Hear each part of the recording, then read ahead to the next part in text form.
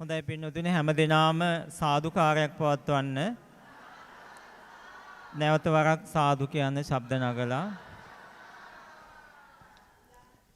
ගෝනගල ශ්‍රී සුධර්මාකර පිරිවෙන් විහාරාධිපති අපගේ ගුරු දේව අතිගෞරවනීය අවසරයි ගලගෙදර පඤ්ඤාසාර ලොකු හාමුදුරන් වහන්සේ වගේම අද දවසේ අප විහාරස්ථානයේ සිදු කරන මේ විශේෂ ධර්මානුශාසනාව පවත්වන්නට වැඩම කළ ගෞරවනීය හාමුදුරන් වහන්සේ ඇතුළු පූජනීය මහා සංඝරත්නයන් අවසරයි. අද දවසේ අප විහාරස්ථානයෙහි මේ විදිහේ විශේෂ ධර්මානුශාසනාවක් පවත්වන්නට මූලික දායක කාරකත්වයගෙන කටයුතු කරන්නේ ගෝනගලපුර නාලනී නිවසේ වාසය කරලා මීට අවුරුදු 5කට ඉහතදී බදුල්ල පස්සර ප්‍රදේශයේ මඩොල්සිම ඒ පුංචි ලෝකාන්තයේදී ඒ හදිසි අනතුරකට මුහුණ දීලා ජීවිතයෙන් සමුගත්ත සිරස මාධ්‍ය ජාලයේ ත්‍රිමාන සජීවීකරණ ශිල්පී දිනුර විජේසුන්දර තරුණ මහත්මාණන්ට ඒ ආදරණීය පුතණුවන්ට ඒ වගේම ඒ ආදරණීය සොහොයුරාට ඥාති පුතණුවන්ට පුණ්‍යානුමෝදනා කිරීම ආරමුණු කරගෙන ඒ වගේම රාජා විජේසුන්දර මහත්මාණන් විශේෂයෙන් ගෝනගල ගමේ බොහෝ ජනී ජනයාට ආමිසයෙන් සංග්‍රහ කළ ධර්මයෙන් සංග්‍රහ කළ. මොකද මම එහෙම කිව්වේ මේ ගෝනගලපුර නාලනී නිවස කියලා කියන්නේ අතීතයේ ඉඳලම ජනී ජනයාට ආමිසයෙන් සංග්‍රහ කළා වගේම මේ රටේ සුප්‍රසිද්ධ දේශකයන් වහන්සේලා අපේ මාදුළුවාවේ සෝබිත නායක හාමුදුරුවෝ වැනි චිරප්‍රසිද්ධ දේශකයන් වහන්සේලාව වැඩම කරවලා ධර්මේන්ද්‍ර සංග්‍රහ කළ නිවසක් හැටියට තමයි ගෞරවනීය ලොකු හාමුදුරුවෝ ඇතුළු මහා සංඝරත්නය හඳුනාගෙන තියෙන්නේ. මේ පින්තුණුත් ඒ පිළිබඳ දන්නවා. ඉතින් රාජා විජේසුන්දර මහත්මාණන් ඇතුළු මියගිය සියලු ඥාති සමූහයා සිහි කරලා එයට පුණ්‍යානුමෝදනා කිරීමටත් ඒ වගේම ගෝනගලපුර ශ්‍රී සුධර්මාකර පිරිවෙන් විහාරාධිපති අතිපූජ්‍ය අවසරයි අපගේ ගුරුදේවයන් වහන්සේ ගලගෙදර පඤ්ඤාසාරා විධාන අතිගෞරවනීය ලොකු හාමුදුරන් වහන්සේ ඇතුළු මහා සංඝරත්නයටත් ඒ වගේම පවුලේ මේ පින විශේෂයෙන් ඒ නාලනී නිවසේ විජේසුන්දර පවුලේ සියලු දෙනාටමත් ගම්වැසි ප්‍රදේශවාසී සියලු දෙනාටමත් විශේෂයෙන් මේ උතුම් දේශනාව සිදු කරන්නට බොහෝ දුර ගෙවාගෙන මේ ස්ථානයට කරුණාවෙන් වැඩම කොට වදාළ දේශකයාණන් වහන්සේටත් මෙවන් නිර්මල වූ ධර්මයක් ලෝකවාසීන්ට දේශනා කිරීමට උන්වහන්සේට නිදුක් බව නිරෝගී බව චිරජීවනයේ සැලසේවා කියන ප්‍රාර්ථනාව සිද්ධ කරමින් තමයි මේ උදාර පින්කම සිද්ධ කරන්නේ. නිර්මල තේරවාදී බුදුදහම සමාජගත කිරීමට එතුලින් ජනී ජනයාගේ සිත් සතන් තුළ සැබෑ ධර්ම මාර්ගයේ කුමක්ද මිත්‍යා මාර්ගයේ කුමක්ද කියලා හඳුනා ගන්නට මඟ පෙන්වන අපේ ගෞරවනීය හාමුදුරන් වහන්සේ නමක් තමයි මේ ඓතිහාසික පුණ්‍ය භූමියට යගරල ප්‍රඥානන්දා විධාන අතිගෞරවනීය පහතරට ප්‍රධාන සංඝනායක මාහිමිපාණන් වහන්සේට ඒ වගේම දක්ෂිණ ලංකාවේ සංඝනායක අපගේ ගුරුදේව ඒ ගෝනගල සිරිනිවාස නායක මාහිමිපාණන් වහන්සේට උන්වහන්සේලාගේ පාදස්පර්ශයෙන් පාරිශුද්ධ භූමියක් වෙච්ච මේ පින්බිමට වැඩම කරවන්නට යෙදුනි. ඒ අනුව අද දවසේ මේ උතුම් දේශනාව සිදු කරන්නට ඊටාම ගෞරවයෙන් වැඩම කොට වදාළ කරුණාවෙන් වැඩම කොට වදාළ අපේ ගෞරවනීය හාමුදුරන් වහන්සේව පිළිගන්නවා. විශේෂයෙන් ගෞරවනීය ලොකු හාමුදුරුවෝ නායක හාමුදුරුවෝ ඇතුළු විහාරීය භික්ෂුන් වහන්සේලා වෙනුවෙනුත් ඒ වගේම අපේ දායක සභාවේ ගරු සභාපති බෙන්තොට ප්‍රාදේශීය සභාවේ ගරු සභාපති ප්‍රේම කුමාර විජේවර්ධන මැතිතුමා ඇතුළු දායක සභාවේ සියලු දෙනා වෙනුවෙනුත් ඒ වගේම මේ උතුම් දේශනාවට මූලික දායක කාරකත්වයේ ගෙන කටයුතු කරන ඒ නාලනී නිවසේ යමුනා විජේසුන්දර මෑණියන් වහන්සේ මව්තුමිය ඒ වගේම උදාර විජේසුන්දර මහත්මාණන් ඇතුළු ඒ හැම දෙනා වෙනුවෙනුත් උන්වහන්සේ විතාමත්ම ගෞරවයෙන් පිළිගන්නවා. උන්වහන්සේ තමයි වත්තල වැලිකඩ මුල්ල අභයාරාමාධිපති කොළඹ අශෝක විද්‍යාලයේ ආචාර්ය අධ්‍යාපනපති රාජකීය පණ්ඩිත අතිපූජ්‍ය කැලණියේ ශාසන වංශ ගෞරවනීය අපේ හාමුදුරන් වහන්සේ මම දිගට යමක් කියන්න බලාපොරොත්තු වෙන්නේ නැහැ. උන්වහන්සේගේ උතුම් දේශනාව මෙතෙන් සිට දේශනා කරන හැටියට ඊටාම ගෞරවයෙන් මේ වෙලාවේදී ඉල්ලා සිටිනවා ආරාධනා කරනවා. හැම දිනාම ඊට ඉඩහසර සලසා දෙමින් සාදුකාරයක් පවත්වලා නිහඬ වෙන්න. හොඳයි සාදුකාරයක් පවත්වන්න. නමස්කාරය කියන්න පන්සිල් සමාදන් වෙන්න.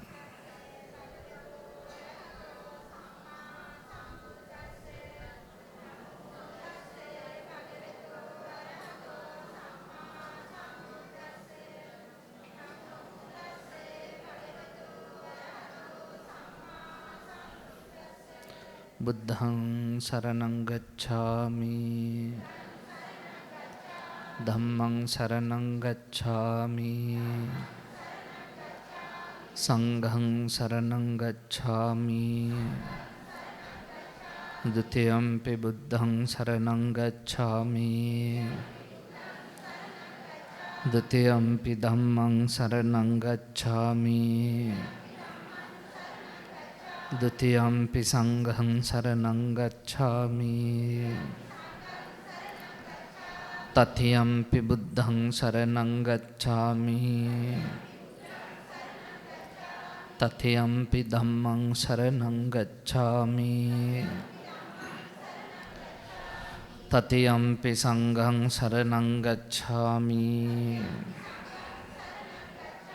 පාණාතිපාතා වේරමණී සික්ඛාපදං සමාදියාමි අදින්නාදානා වේරමණී සික්ඛාපදං සමාදියාමි කාමේසු මිච්ඡාචාරා වේරමණී සික්ඛාපදං සමාදියාමි මුසාවාදා වේරමණී සික්ඛාපදං සමාදියාමි සුරාමේරය මච්ඡපමා දට්ඨානා වේරමණී සික්ඛාපදං සමාදියාමි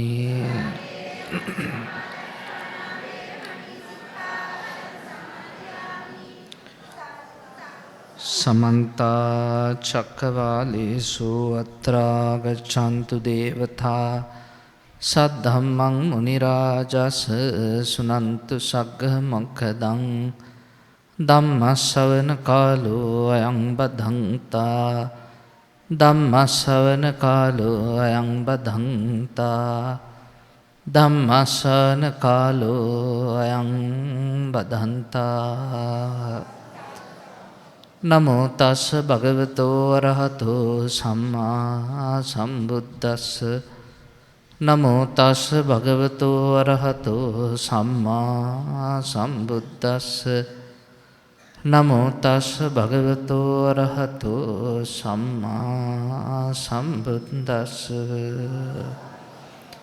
මාන්තිම පුරිසා වත්තති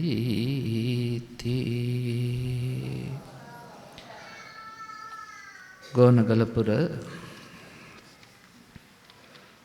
ශ්‍රී සුධර්මාකර පිරිවෙන් විහාරාධිපති අතිපූජනීය ගලගෙදර පඤ්ඤාසාර නායක ස්වාමීන්ද්‍රයන් වහන්සේ ගෝනගලපුර මහා විද්‍යාලයේ ආචාර්ය විහාරාධිකාරී අපේ පණ්ඩිත හාමුදුරුව ඇතුළු සම්පූජනීය මහා සංඝරත්නයන් අවසරයි. ශ්‍රද්ධාවන්ත වාසනාවන්ත ගුණවන්ත කාරුණික පින්වත්නි, ගෝනගලපුර නාලනී නිවසේ විසූ මිට වසර 5කට පමණ ඉහත මිය පරලොව ගිය සිරස මාධ්‍යාලයේ ත්‍රිමාණ සජීවීකරණ ශිල්පී දිනුර විජේසුන්දර තරුණ මහතාට පින් අනුමෝදන් කිරීමේ අරමුණ ඇතිව රාජා විජේසුන්දර මැතිතුම් ප්‍රධාන පවුලේ පිරිස තාමත්ම වටිනා පින්කමක් සිද්ධ කරන මොහොත. දැන් සූදානම බණ අහන්න. බණ පටන් ගන්න කලින් දහම් අවවාද කීපයක් දීම සුදුසුයි කියලා කල්පනා කළා. බොහොම බැරෑරුම් ඒවා නෙමේ, සරල කරුණු 3යි. මම ලංකාවේ කොහෙ ගියත් මේ ටික කියලාමයි බණ පටන් ගන්නෙ. ඔබට සාර්ථක බණක් අහන්න ඕනේ නම්, හැමෝටම ධර්මයෙන් ඵල නෙලා ගන්න ඕනේ නම්, පන්සලට ආපු වෙලාවේ පිනක් කරගන්න ඕනේ නම් මේ කරුණු ක්‍රියාත්මක කරන්න ඕනේ. අංක 1. මේ බණට බාධා කරන වයසේ ළමයි, බණ නොතේරෙන වයසේ ළමයි, නොහික්මුණු ළමයි, අසංවර ළමයි, අකීකරු ළමයි, නැහැදිච්ච ළමයි. මේ ධර්ම දේශනාව යන අතරතුර ධර්ම දේශනාවට බාධා කරනවා කියලා හැඟෙන පළවෙනි වතාවෙම කරුණා කරලා ධර්මශාලාවෙන් එළියට අරගෙන යන්න. බණ නොතේරෙන වයසේ ළමයින්ට අමුතුවෙන් බලහත්කාරයෙන් බණ අස්වන්න යන්න එපා. තේරෙන කාලෙදි බණ අහයි. ඔබ ඔය කරන්නේ හරි අපරාධයක්. ඇයි? බණ අහන්න එන බොහෝ පිරිසකට අහන්න තියෙන අවස්ථාව නැති කරනවා. හරියට එක බණක් ඇහුවොත් කල්ප 9ක් සැප ලැබෙනවා. බණකට බාධා කරොත් අර අහිංසක ළමයාගේ ඉඳන් කල්ප 9ක් දුක් විඳිනවා. මන්ද බුද්ධිකයෝ වෙනවා, අංග විකලයෝ වෙනවා, සසර බුද්ධිහීනයෝ වෙනවා, දුෂ්ප්‍රඥයෝ වෙනවා. බලහත්කාරයෙන් කාගේවත් ධර්ම ශ්‍රවණයකට බාධා කරන්න දරුවෝ රඳවා ගන්න එපා. ඒගොල්ලෝ කැමති නෑ මේ වැහිර වෙලා ඉන්න. එලි මහනට ගිහිල්ලා ගහක් යට කොහේ හරි තියාගෙන හොරතල් කරගෙන ඔයත්තන්ට පුළුවන්කමක් තිබ්බොත් බණ අහන්න. එසම් මම බලාපොරොත්තු වෙනවා මගේ බණ ඉවර වෙනකම් මේ ධර්මශාලාවේ ළමයින්ගේ කෑකෝ ගැහිලි, ඇවිදීම්, හිනාවිලි, කතා කිරිලි, ඇඬිලි කිසිවක් නොඇසේ කියලා. ඔන්න පළවෙනිම කාරණය. මම හිතනවා මේ පැත්තේ ඔක්කොටම මොලේ අඩුකමක් නැතුව ඇති කියලා, කියන ටික තේරෙනවා ඇති කියලා. නේද? මෙතන ඉන්නේ මන්ද බුද්ධිකයෝ, දුෂ්ප්‍රඥයෝ නෙමෙයිනේ. බණ මැද්දේදී බැනුම් අහන්න ඕනේ නැහැ. බණ පටන් ගන්න කලින්ම පළවෙනි දහම් අවවාදය දුන්නා. දෙවැනි එක ඔයත්න්ගේ ජංගම දුරකථන නිහඬ කරගන්න. ආවේ බණ අහන්නනේ. ඒක කරුණා කරලා ඒකේ තියෙනවා සයිලන්ට් කියලා එකක්. මේවා කියන්න ඕනේ ඒවා නෙමෙයි. හැබැයි අද බෞද්ධයෝ කියන්නේ වඳ බහැපු කෙහෙල් ගස්. එසා එන කියන්න ඕනේ. සයිලන්ට් කරගන්න ෆෝන් එක. සයිලන්ට් කරගන්න දන්නේ නැති අය කරුණාකරලා ෆෝන් එක ඕෆ් කරගන්න. එහෙම ඉන්නවනේ සයිලන්ට් කියන එක දන්නේ නැහැ. එතකොට ඕෆ් කරන්න. ඕෆ් කරන්නත් දන්නේ නැත්නම් බැටරිය ගලවලා විසි කරන්න. බණ ඉවරලා යද්දි ඇහිඳගෙන යන්න පුළුවන්. ඔච්චරයි කරන්න තියෙන්නේ. නැත්තම් බණ පටන් ගත්ත වෙලේ ඉඳන් ඉවර වෙනකම් කූම් කූම් කීන් කීන් ගන්නවා. සමාධියෙන් බණ අහන එක මිනිහෙට්ටවත් බණ අහන්න නැහැ. මේ අද වෙනකොට ධර්මශාලාවල තියෙන ලොකුම හිසරක් එකක් ළමයි, එකක් හෑන්ඩ්ෆෝන්. තුන්වෙනි එක තමයි හිටගෙන කවුරුත් බණ අහන්නේ නැහැ. ඔතෙන් තමයි මම දකිනවා හිටගෙන ඉන්නවා.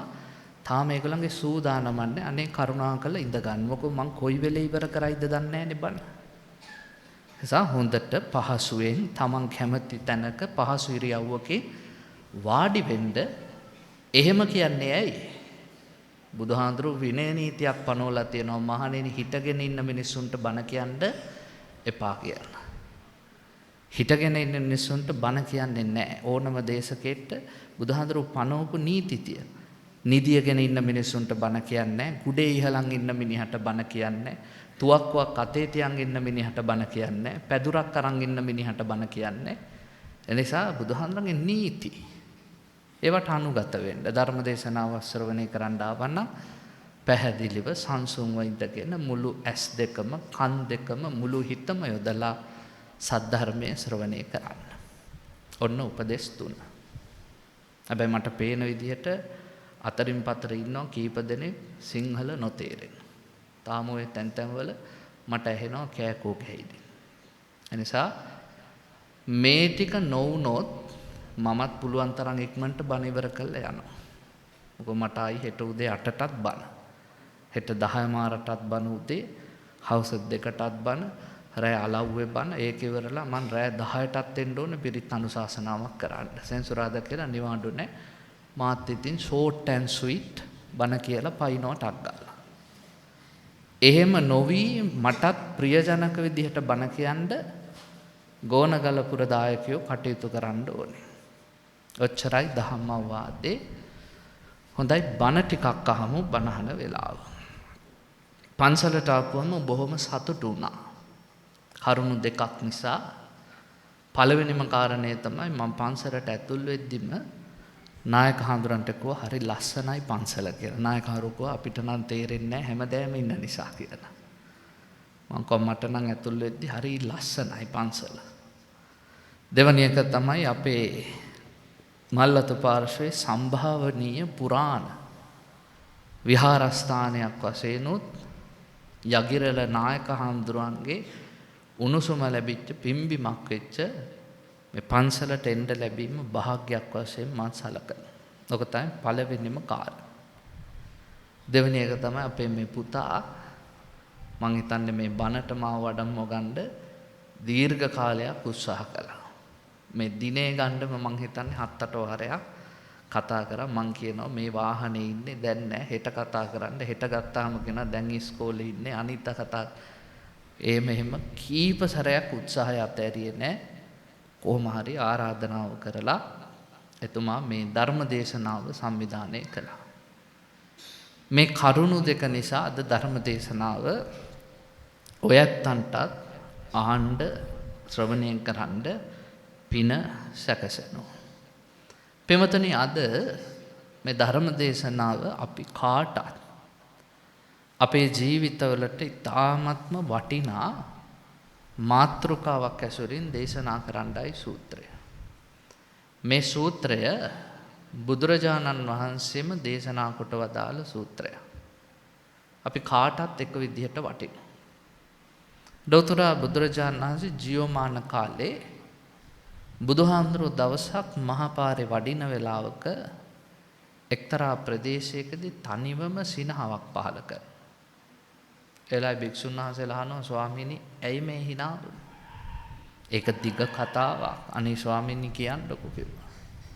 හොඳයි එහෙනම් වැඩ ඉන්නකෝ. බුදුහාඳුරු දැන් අතීත කතාවක් කියනවා. මොකද්ද කිව්වේ?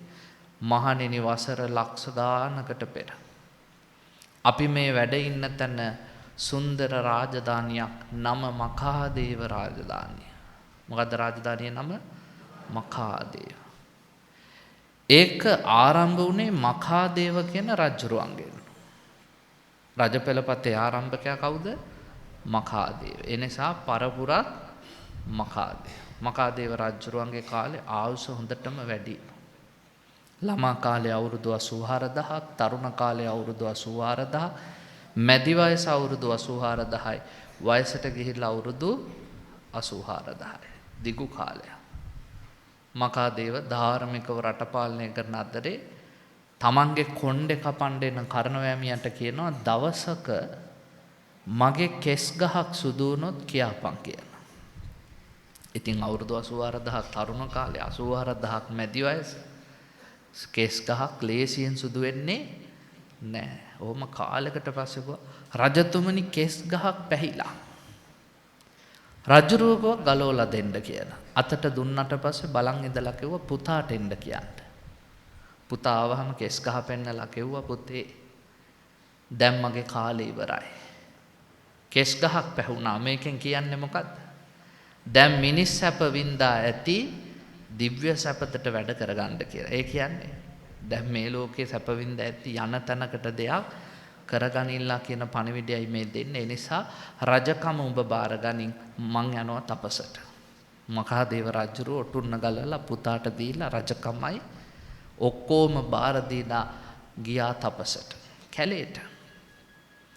කැලේට ගිහිල්ලා මකාදේව රජුරෝ තවුස්දම් කරලා පින්වත්නි මැරිලා ගිහිල්ලා බ්‍රහ්ම ලෝකේ ඉපදුණා.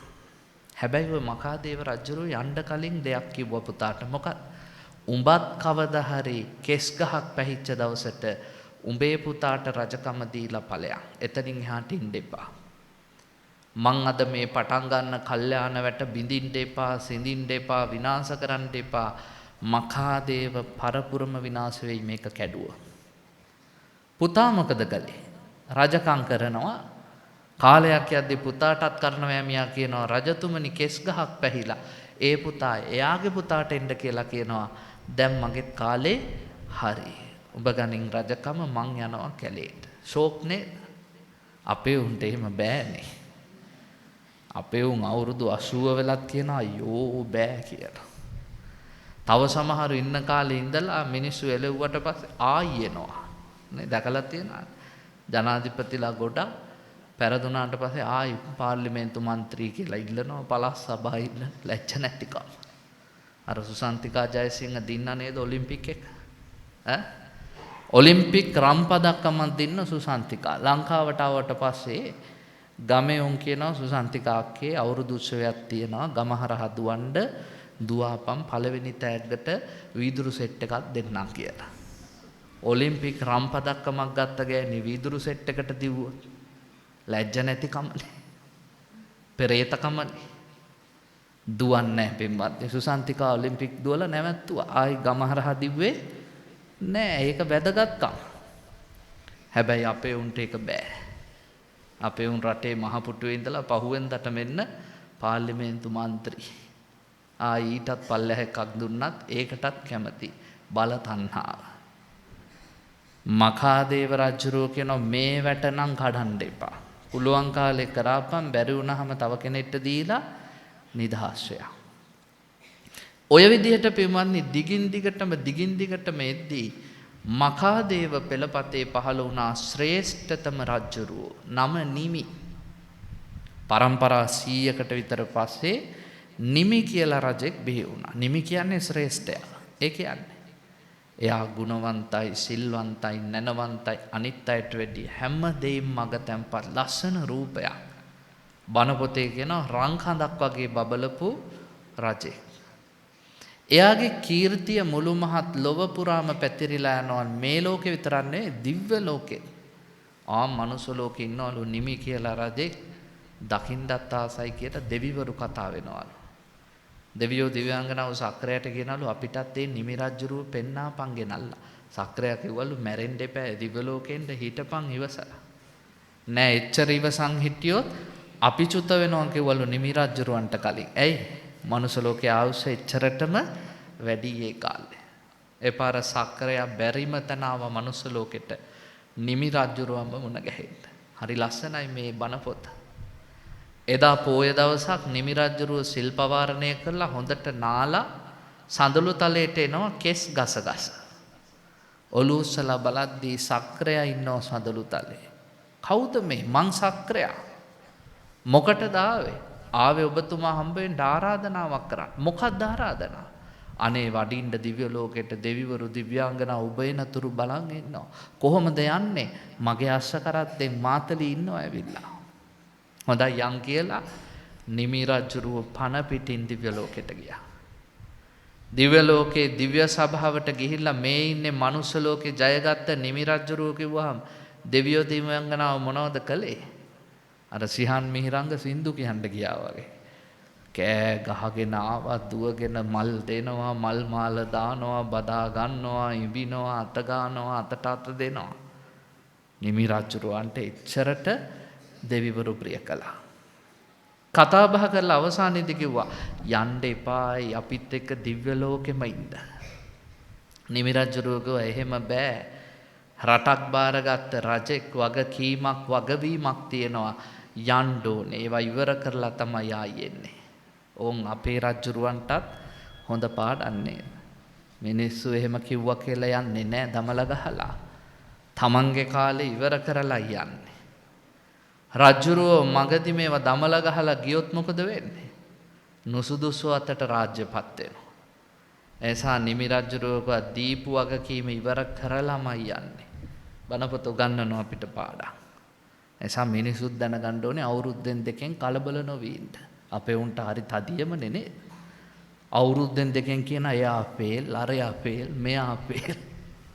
අන්තිමට ඉතින් හැමෝටම දැන් තේරෙනවා මොකෙට්ටවත් අවුරුද්දෙන් දෙකෙන් මේක ගොඩ දාන්න බෑ කියලා. ඒ නිසා මතක තියාගන්න මේවා බණ පොතේ උගන්වන්න දේවල්. සුදුසු කාලේ කරන්න දෙන්න ඊට පස්සේ සුදුස්සෙට දෙන්න. නිමි රජුරු ආයි මනුස්ස ලෝකෙට ඇවිල්ලා රට පාලනය කරනවා. ඔහොම කාලයක් යද්දී නිමි රජුරුවන්ගේ කොණ්ඩ ගහක් ඉදිලා. කර්ණවැමියා කියනවා රජතුමනි කෙස් ගහක් පැහිලා. නිමි රජුරුවත් කිව්වා අපේ පුතාට එන්න කියපන්. පුතාට කිව්වා මගේත් කාලේ හරි මමත් කැලේට යනවා තපසට උඹ බාරගනින් රජකම්. බලන්නකො නිමි රජුරු කිව්වේ නෑ මම ලෝකෙම ප්‍රසිද්ධයි මං දිව්‍ය ලෝකෙත් ගිය රජා පණ පිටින් දිව්‍ය ලෝකෙ ගිය මම් වගේ එකෙක් ඉන්නද ඒ නිසා මැරණකම් මං රට පාලනය කරනවා වගේ. එයත් ගියා සුදුසු කාලෙදී. එයත් අර පළවෙනි අදාපු නීතිය කඩන්න ගියේ නෑ. පුතාට රජකම දීලා නිමි රජුරුවොත් කැලේට ගියා. ඊට පස්සේ රජ උනේ නිමි රජුරුවන්ගේ පුතා නම කලාරජනක. මොකද්ද නම? කලාරජන. කලාරජනකයා පින්වත්නි අර විදිහට ගුණවන්ත නැහැ, සිල්වන්ත නැහැ, නැනවන්ත නැහැ, මුකුත් නැහැ. ඒකා දුරාචාරයෙන්, සල්ලාල කමින්, බේබදු කමින් තමන්ගේ ජීවිතය ගත කරන රටත් පාලනය කරනවා. කාලයක් යද්දී කර්ණවැමියා කියනවා රජතුමනි කෙස් ගහක් පැහිලා. ඉතින් උඹට මොකෝ? ඔය දැනුත් අහන්නේ ඉතින් පාන්ද කියලා. උඹට මොකෝ? මට මොකුත් නෑ. හරි යමන්. තව ටික කාලයක කිව්වා දැන් 10ක් 15ක් පැහිලා. ඉතින් උඹට මොකෝ? ඊට පස්සේ කාලයකට පස්සේ කිව්වා රජතුමනි දැන් 100ක් 200ක් පැහිලා. ඉතින් අන්තිමට ඉතින් කර්ණවැමියා ඇඟට පතන දෙනුවා දැන් තෝගේ ඔක්කොම කොණ්ඩෙම සුදු වෙලා. ඒත් තව මොකෝ තව පුළුවන් හැරමිටියෙන් යනවා ඒත් රටවල් පාලනය කරනවා. අන්තිමට රටේ සංස්කෘතිය, කලාව, සભ્યත්වය, කෘෂිකර්මාන්තය, ආර්ථිකය, අධ්‍යාපනය ඔක්කොම කඩන් වැටුණා. මිනිස්සු කතා වුණාලු දැන් මකාදේවලා හිටියා ඇති. ගහලා පන්නමු කියලා ගහලම පැන්නවලු මකාදේව පෙළපත මහණෙනි අවසන් වුණා. ඔන්න බුදුහාඳුරෝ කියපු කතාව. කුමක් නිසාද මකාදේව පෙළපත අවසන් වුනේ? පරපුරේ පළවෙනි ආදීතමයා පනවපු නීති කඩපු නිසා, කල්යාණමට බින්ද නිසා, සින්ද නිසා. බුදුහාඳුරෝ එතෙන්දී කියනවා මහණෙනි මම තමයි ශාසනයේ ආදීතමයා පටන් ගන්නෙ මගේ. බුදුහාඳුරු නිසානේ මේ ශාසනය. මන් තමයි ඒ කල්යාණ වැටේ ආරම්භය. උඹලත් මේ කල්යාණ වැට පවත්වාගෙන ගියොත් උඹලත් රැකෙයි. කවදා හරි දවසක කැඩුවොත් බින්දොත් සින්දොත් උඹලත් විනාශ වෙලා යයි. මකාදේව පරපුර වගේ. එනිසා මේ ආදීතමයා ශ්‍රේෂ්ඨ පුරුෂයා අපේ බුදුහාමුදුරුව පිහිටවන කල්යාණ වැට කඩන්න එපා කිව්වා, බිඳින්න එපා කිව්වා, සිඳින්න එපා කිව්වා. භාග්‍යවතුන් වහන්සේ මේ මකාදේව සූත්‍රයේදී ලස්සන කතාවක් කියනවා. දවසක බුද්ධ ශාසනය අතුරුදහන් වෙලා යයි. ලෝකේ ස්වභාවයෙන් හැමදේම වෙනසෙනවා. දවසක නැති වෙලා යයි. ඒ කාලෙදී ඒ පරපුරේ කාලකන්ණි පුරුකක් වෙන්න එපා කිව්වා අපිට. දවසක බුද්ධ ශාසනය නැති වෙලා යන කාලෙක ඒ පරපුරේ කාලකන්ණි සමාජිකෙක් වෙන්න එපා කිව්වා. දැන් සමහර කාලවලදී තියෙනවා ඔය ඉස්කෝලවල එහෙම වැඩක් නැති වෙලා ඉස්කෝලේ වැහිලා ගියාම විදුහල්පති මහා ආඩම්බරෙන් කියනවානේ මගේ කාලේ තමයි ඉස්කෝලේ වැහුවේ. ඌ තරම් කාලකන්ණියෙක් ගමේවත් නැහැ. එයි ඌට බැරි වුණා අවුරුදු 5ක් තව ඉස්කෝලේ දුවවන්න.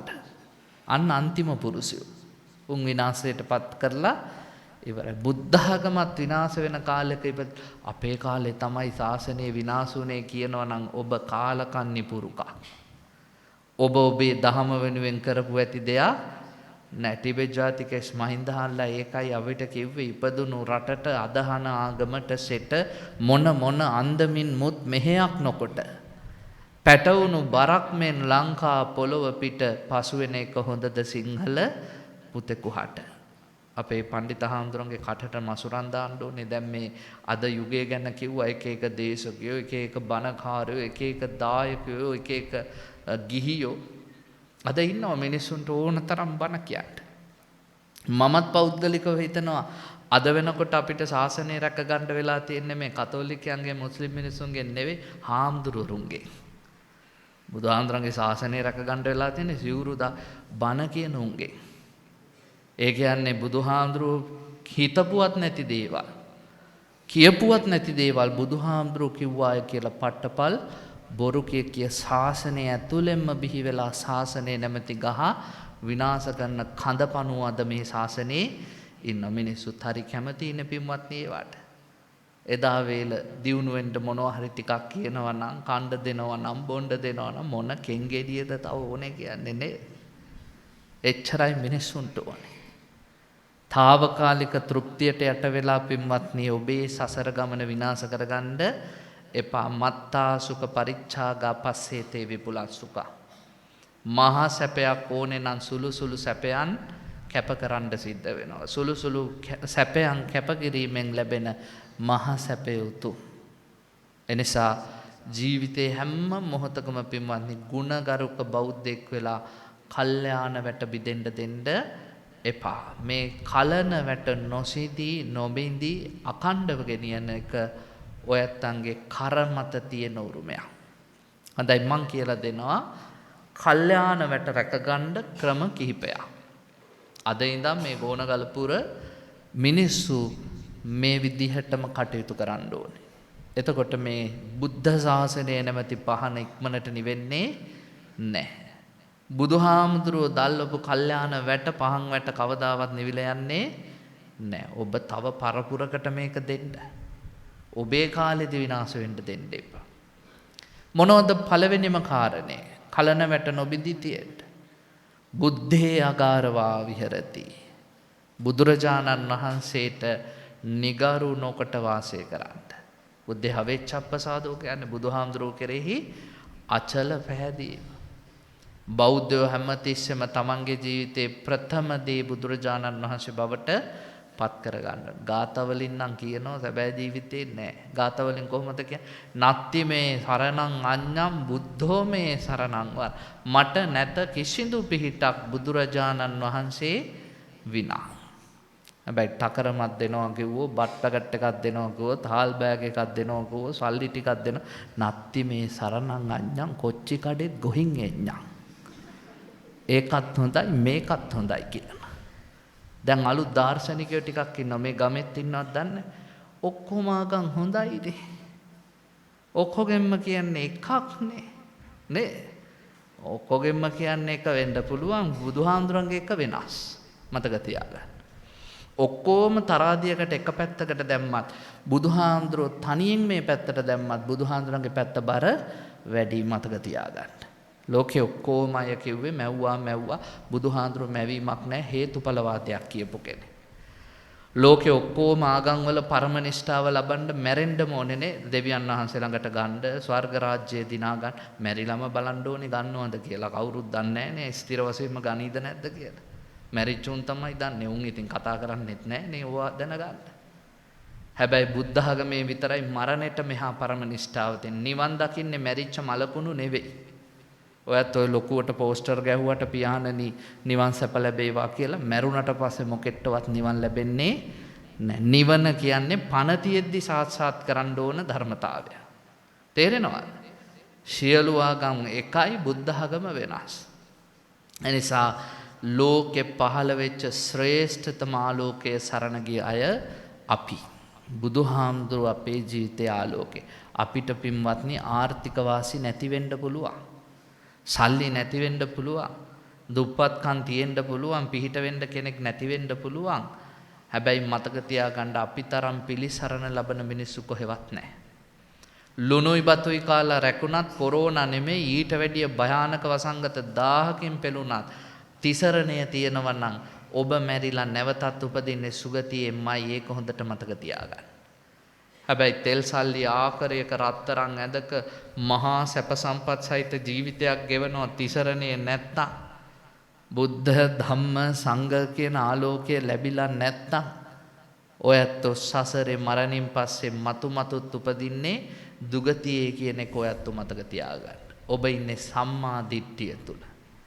නිවැරදි දැකීම තුල.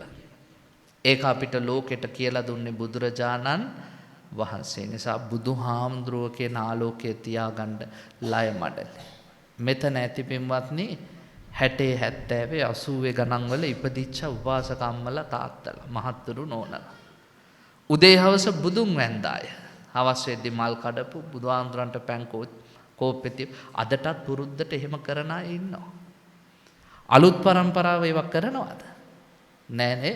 මල් කඩනවා හෑන්ඩ් ෆෝන් එකේ. වෙන මල් කැඩිල්ලක් උන් දන්නේ. ඔන්න කල්යාණ වැට බිඳෙන්නයි යන්නේ. මතක තියාගන්න. කල්යාණ වැට බිඳෙන්න දෙන්න එපා. දරුවන්ට පුංචි කාලේ නම් පුරුදු කරන්න පුතේ ලෝකේ ශ්‍රේෂ්ඨතම ශාස්ත්‍රවරයා අපේ බුදුහාමුදුරුවෝ. අපිට බුදුහාමුදුරුවන්ගේ ළඟට ලං වෙන්න තව බොහෝ කල් තිබ්බත් අපිට පුළුවන් උන්වහන්සේගේ ශ්‍රේෂ්ඨ පිවිතුරු රැකවරණයට කිට්ටු වෙන්න. මලක් පූජා කරන්න ඕනේ. අපි දවස පටන් ගද්දි බුදුහාමුදුරුවෝ සී කරන්න ඕනේ. මතක තියාගන්න ඔබ හදවතේ බුදුහාමුදුරුව වඩා හිඳුවා ගන්නවා නම් කල්යාණ වැට බිඳෙන්නේ නැහැ. නිසා දරුවෝ පුංචි කාලේ නම් එතැනට ගෙනියන්න හුරු කරන්න. අසංග ප්‍රියමන්ත පීරිස්ගේ සින්දුවක් තියෙනවා. මමත් එහෙම යන වෙලාවට රේඩියෝ එකේ අහනවා දවසක්. මේ සින්දුව අහද්දිම පින්වත්නි ඔළුවේ මතක හිටියා. මොකක්ද? එතුමා කියනවා බුදු බවත් වෙයි මගේ පුතාට මං වැඳලා කියන්නම්. පව් නෑ ඔබට. කවදාවත් එපා පුතේ බුදු දහමට පිටුපා යන්න. මම මැරුණු දාට එපා පුතේ බුදුගේ නම් පාලු කරන්න. පුතෙක්ගෙන් ඉල්ලනවා අම්මා මේ තාත්තේ. කවදාවත් දහමට පිටුපාලා යන්න එපා. මැරුච්ච දවසකටවත් මේ බුදුගේ පාලු කරන්න එපා. තාත්තෙක්ගේ ඉල්ලීම. පුතාට කියනවා මේ බුද්ධ කියන ආලෝකයෙන් කවදාවත් ගැලවෙන්න යන්න එපා. කවදා හරි එහෙම කළොත් මොකක් වෙයි කියනවා? වැහි නැති හෙන පාත් වේවි මගේ මිනි වලට උඹ වාගේ පෞකාර පුතෙක් මේ ලෝකෙට බිහි කෙරුවාට. එනිසා එවැනි පෞකාර පුත්තු හදන්න එපා. ධර්මයේ තුල කියනවා පින්වත්නි පුත්තු වර්ග 3යි කියලා. තීනිමානි භික්ඛවේ පුත්තා. මහණෙනි පුත්තු වර්ග 3කි. කතමේ තීනි කවුද 3 දෙනා? පළවෙනිම පුතා තමයි පින්වත්නි අතිජාතෝ. දෙවනි පුතා සහජාතෝ. තුන්වෙනි පුතා අවජාතෝ. දන්නවද මේ පුත්තු ගැන? අතිජාත පුතා කියන්නේ කාටද? දෙමව්පියන්ට ගුණවත්කම් නැහැ, සිල්වත්කම් නැහැ, ප්‍රඥාව නැහැ, මොකවත් නැහැ. ඔහේ ඉන්න උපන්නාට මේලෝ වෙන්නේනවා විනා. හැබැයි ඒ දෙමව්පියන්ගේ දරුවෝ පන්සල් යනවා, සිල් රකින්නවා, ගුණදහම් වඩනවා. ආන්න හිතපු තැනින් එළියට ආවා. මඩේ ඉපදිච්ච නෙළුම් මල්ලක මේ ගම්වලත් නැද්ද එහෙම? ඔයත් සමහර දරුවෝ දැක්කම කියන්නේ මේ ආවලාගේ ළමයිනේ උන්ගේ හැටියට කියන්නත් බෑ මෙහෙම දරුවෝ ඉන්නවා කියලා. අන්න අතිජාත. සහජාත කියන්නේ දෙමව්පියොත් ගුණ ධර්ම රකින්නවා, දරුවොත් ගුණ ධර්ම රකින්නවා. දෙමව්පියොත් සිල් රකින්නවා, දරුවොත් සිල් රකින්නවා. ආයි අපි කියන්නේ ඉතින් මේවා ඉතින් ආයි අමුතුවෙන් හදන්න ඕන දේවල් නෙවෙයි, ගහේ කටුල් කරන්න ඕනේ නැහැ. ඉතින් ඒ විදිහටම තමයි හැදෙන්නේ. අන්න දෙමව්පියෝ විදිහටම යන දරුවෝ සහජාත. අවජාත කිව්වේ කවුද? වෙනදට නම් ඔයත් ඔය තැන් තැන්වල කුටු කුටු ගගා අවජාත කියන්නේ තාත්තා නැති උන්ට. බුදුහාමුදුරුවෝ එහෙම අපහාස කළා නෑ. බුදුහාමුදුරුවෝ අවජාතක කියන්නේ තාත්තෙක් ඉඳලා ඒකට පුතා හදා ගන්න බැරි වුණා. තාත්තා පන්සල් එනවා බැරි වුණා තාත්තට පුතා එක්කරන් එන්න. තාත්තා සිල් රැක්කට ඒ තාත්තට බැරි වුණා පුතාට සීලය දෙන්න.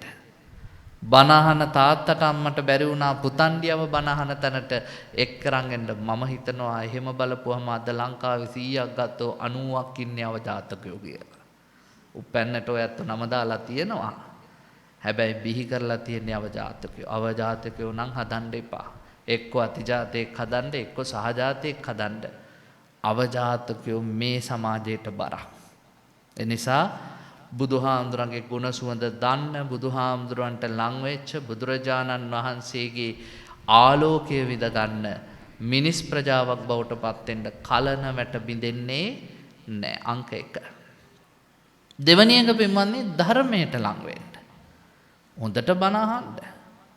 බණ ඇහිීමේ මහ පුදුම වාසියක් තියෙනවා. බණ අහන්න එන්න ඕනේ මාළු බනිස් කෑමේ පරමාර්ථයෙන් නෙවෙයි. සමහරු එහෙමත් වෙනවා. යා මං මොනවා හරි දෙයිනේ බණ ඉවරුණාම. සීන් සම්බෝල පාම් මාළු බනිස් සමහර තැන්වල දැන් ෆ්‍රයිඩ් රයිස් සුද්දේ. ඒවා කණ්ඩ එන උනුත් ඉන්නවා.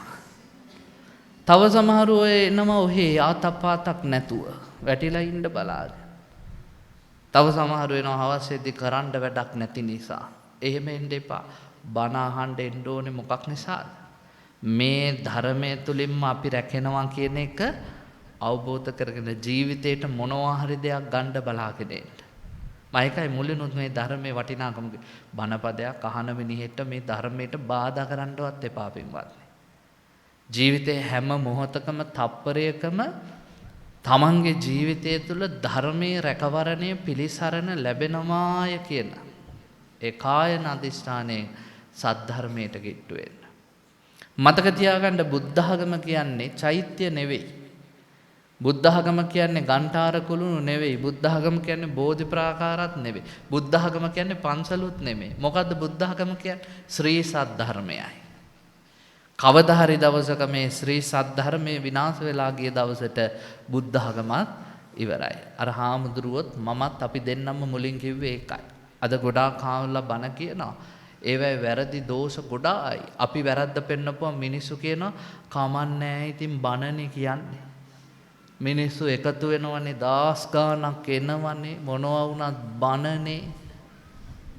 මතක තියාගන්න පිහිය රත්තරන් කියලා එනගන්න යන්න එපා.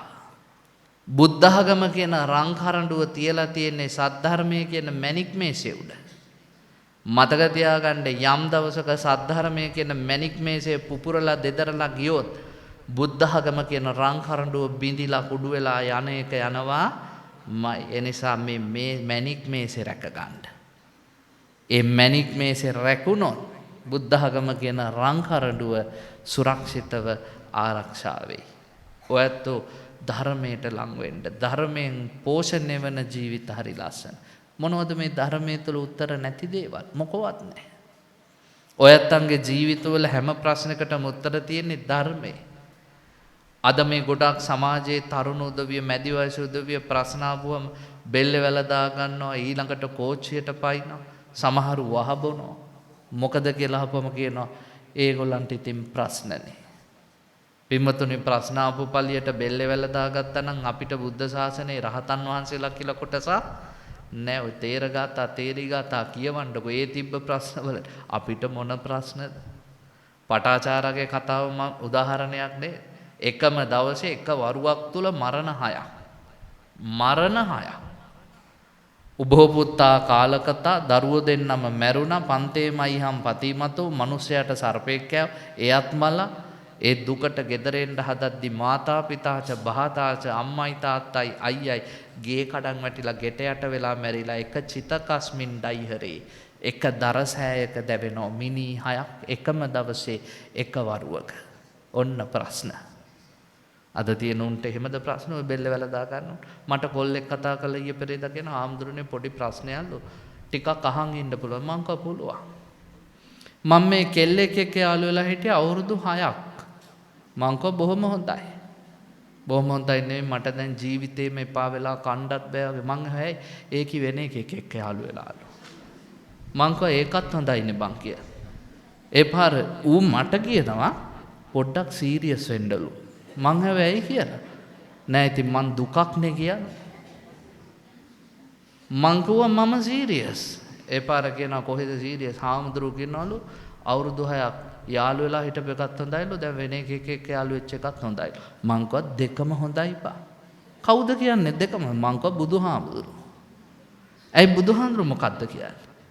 මං කිව්වා බුදුහාමුදුරුවෝ අපිට නම් කියලා තියෙන්නේ ආයන්තින් නාබිනන්දති පකමන්තින්න සෝචති. එනවුන් දැකලා ඕනෑට වැඩිය සතුටු වෙන්නත් එපා. යනවුන් දැකලා ඕනෑට වැඩිය අඬන්නත් එපා. මැද තියෙන හිතක් හදාගනි. එන අය දැකලා අඬන්නෙත් නැහැ. මේ සතුටු වෙන්නෙත් නැහැ. යනවුන් දැකලා අඬන්නෙත් නැහැ. ඒ පාර කොල්ලා කියන ඒක හරි තමයි ඒ උනාට එතෙන්ට එන්න අමාරුනේ. මං ගියා බුදුහාමුදුරුවෝ කියන ඒවා අමාරු නම් ජෝතිපාලගෙන් ඉගෙන ගනි කියලා. ඒ පාර මොන ජෝතිපාලද? මං කිව්වා එච්.ආර්. ජෝතිපාල. ඇයි යා මොකද කියලා තියෙන්නේ? මං කිව්වා එයත් කියන ඔබමයි ආවේ ඔබමයි යන්නේ මා එතනම එහෙමයි කියලා. එහෙම හිටපන් පිරිමියෙක් වගේ. එහෙමනේ පිරිමිනේ. දැන් මේ මහත්තයලගේ මේ වැඩි හිටියන්ගේ කාලේ බලන්නකො ගායකයෝ කියපු සින්දු. ඇත්තටම ඒ කාලේ නියම පිරිමි හිටියා බිම. ඔය මිල්ටන්ලා හැමක පියඹා යනවා මා ආකාශයේ අවසානයි ප්‍රේමාදරේ. ලව් එක බිදුනා. දැන් මං කුරුල්ලා වගේ යනවා ඉගිල්ලිලා. ආයි ගානක්වත් නැහැ. නේ? විජය කුමාරතුංගලා කිව්වේ කොහොමද? එකවරක් ඔබට මා එපා නා 100,000 වාරයක් එපා මට උඹ එපා. එපා නම් ඵලයක්. පිරිමි. දැන් 2000න් පස්සේ ඉන්නවද එහෙම?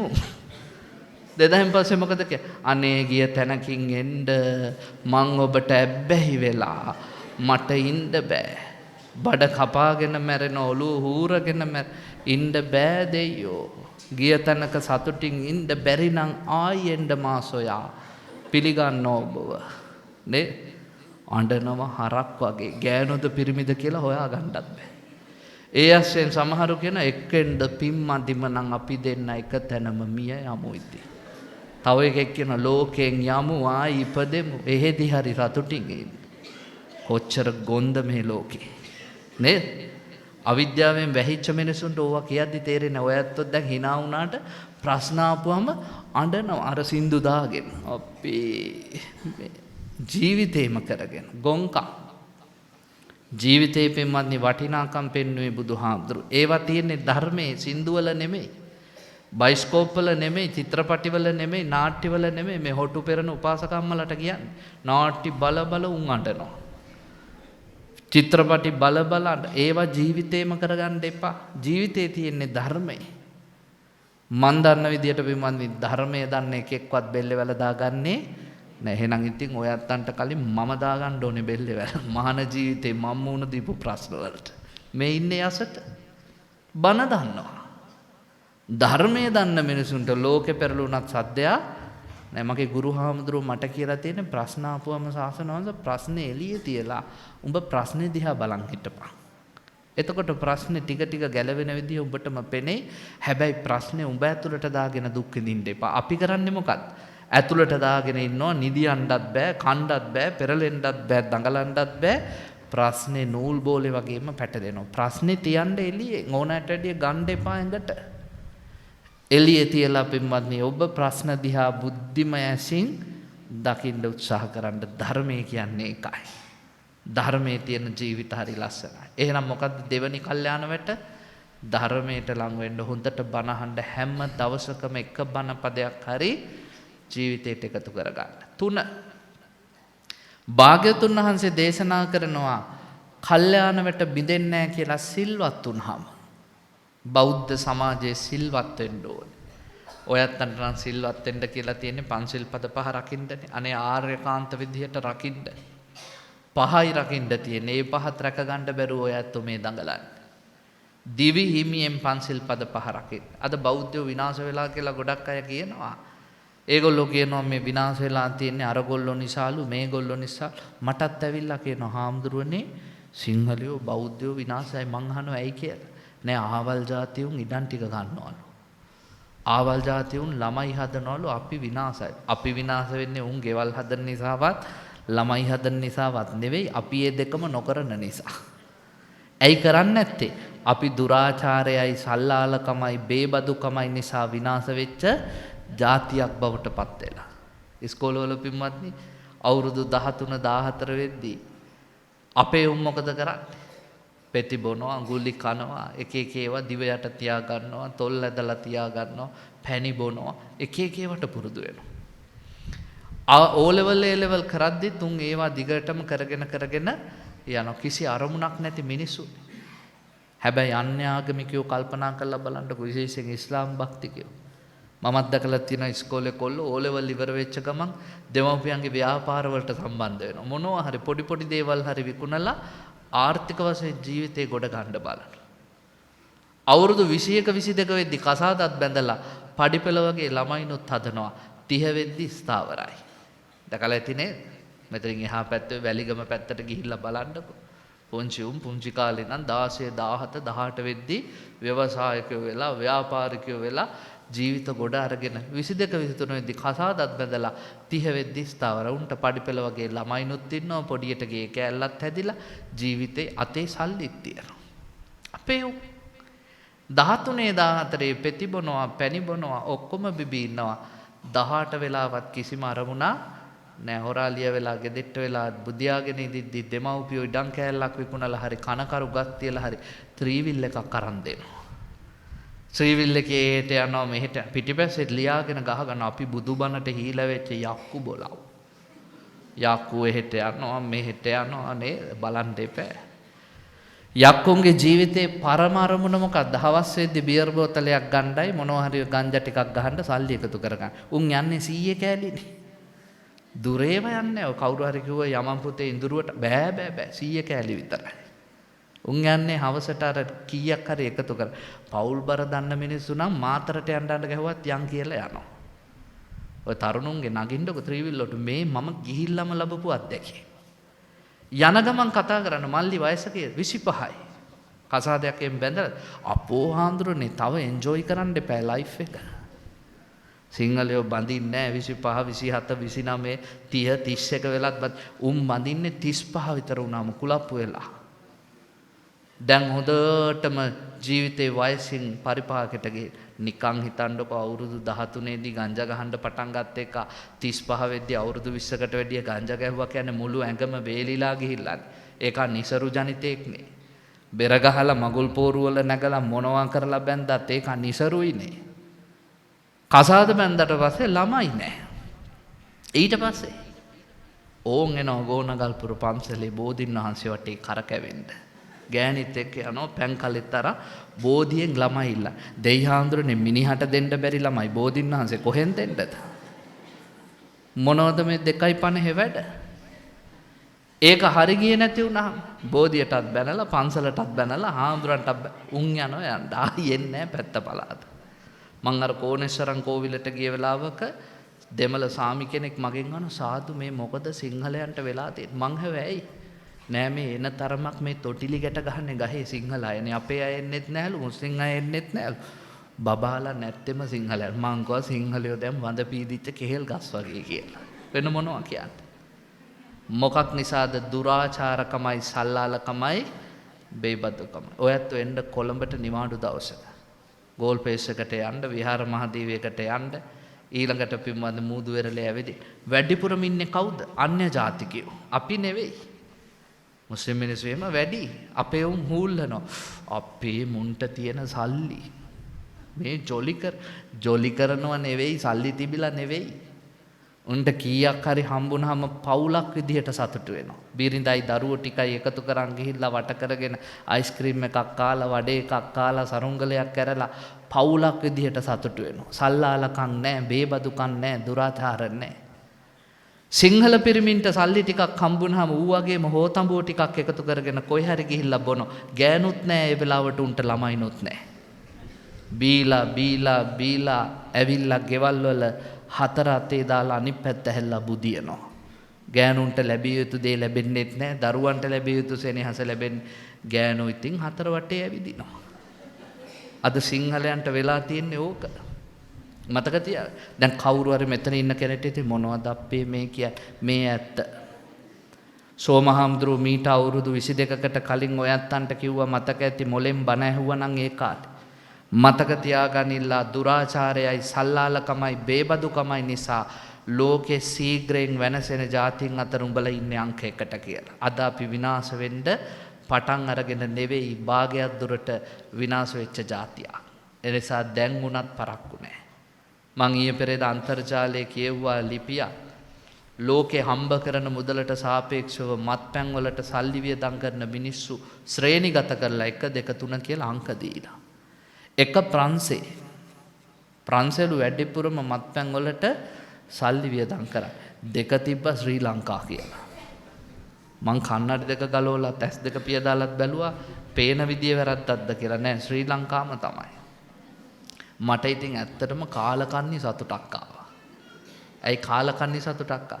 ඒකෙන් හරි අපේ උන් ලෝකෙම්ම දෙකනේ කියලා. මැච් එකක් ගැහුවත් පරාදයි, රේස් එකක් දිව්වත් පරාද. බීලා ගෙනල්ලා සම්මානේ ලෝකෙම්ම දෙක. හැබැයි මතක තියාගන්න වැඩි වෙලාවක් ඒ සතුට තිබ්බේ නැහැ. ඇයි? ඒකේ යටින් කියලා තියෙනවා මේ සංගණනයට එකතු කළේ නීති සම්මත කරපුවා විතරයි. අර හොරාට ගෝනගල්පුර පෙරණ කසිප්පු ඒවා ඇඩ් වෙලා නැහැ. ඒවා එකතු වුණා නම් ප්‍රංශේ කැලේ අපි එක. මෙන්න ලෝකේ ශීඝ්‍රයෙන් විනාශ වෙන ජාතියක ලක්ෂණ. එනිසා මතක තියාගන්න සිහි බුද්ධියෙන් ඉන්න මිනිස්සු අඩු. අපේ මිනිස්සු ඡන්දේ දැම්මෙත් බීලානේ. දේශපාලන රැස්වීම් වලට ගියෙත් බීලානේ. අපේ මිනිස්සු හැම දෙයක්ම කරේ බීලා රටවල් හදන්න බෑ. මතක තියාගන්න. ඒ සමේත මට හරිය සතුටු හිතෙන දෙයක් කිව්වා අපේ පඬිත හාමුදුරුවෝ.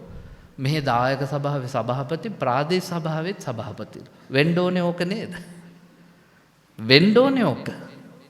දේශපාලනයේ දෙක පන්සල එක මතක තියාගන්න. මෙහි ඇති ගමේ ඕනතරම් මුස්ලිම් මිනිස්සුන්ටත් දේශපාලන පක්ෂ තියෙනවා. මුස්ලිම් UNP කාර්යෝ, මුස්ලිම් ශ්‍රී ලංකා කාර්යෝ, මුස්ලිම් පෝට්ටු, මුස්ලිම් ජෙප්පෝ, මුස්ලිම් මාලිමා කාර්යෝ ඇතිනේ. හැබැයි උන්ගේ මුස්ලිම් ආගමට ප්‍රශ්නයක් කියන්නකො ඉස්ලාම් දහමට.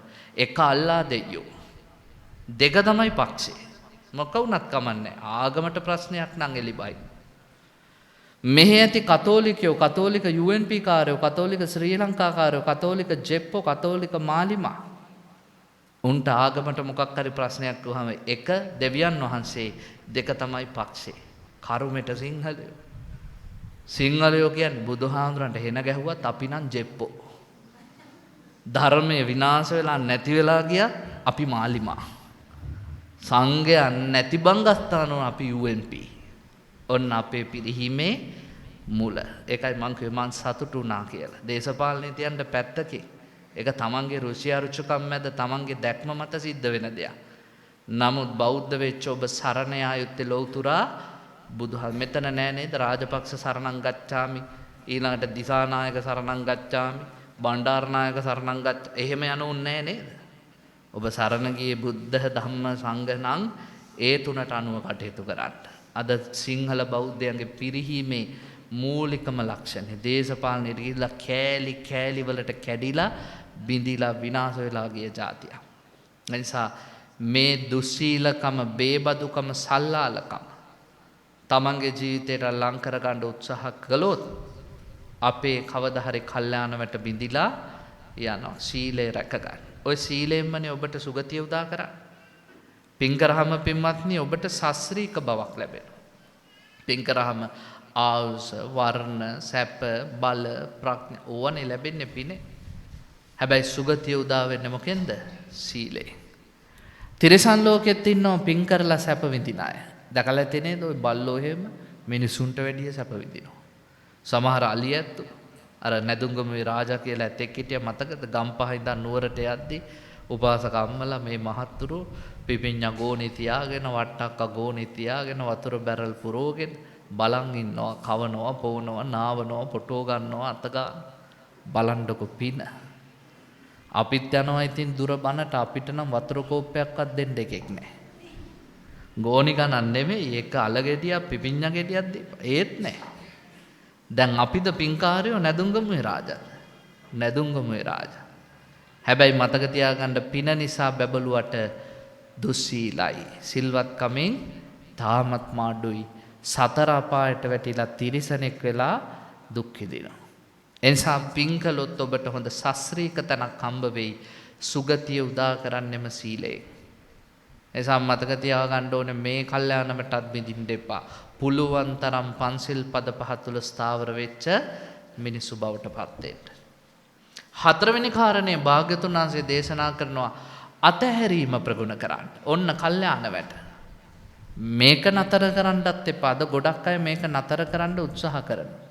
වැඩක් නෑලු, එක එක්කෙනා කිව්වට දෙන්න එපාලු, Taman සතු දේ Taman තියාගන්නලු, බොරුලු, පින් සිද්ධ වෙනවා, ලැබෙනවා කියන්නේ දුන්නොත් අනිත් පැත්තට හම්බෙන. ඕවා ඔක්කොම බොරු කතාලු. බුද්ධ පූජාවක් තියනවා දැක්කොත් කියනවා නේද ඔය මැටි පිළිම වලට, කොන්ක්‍රීට් පිළිම වලට මොකටද?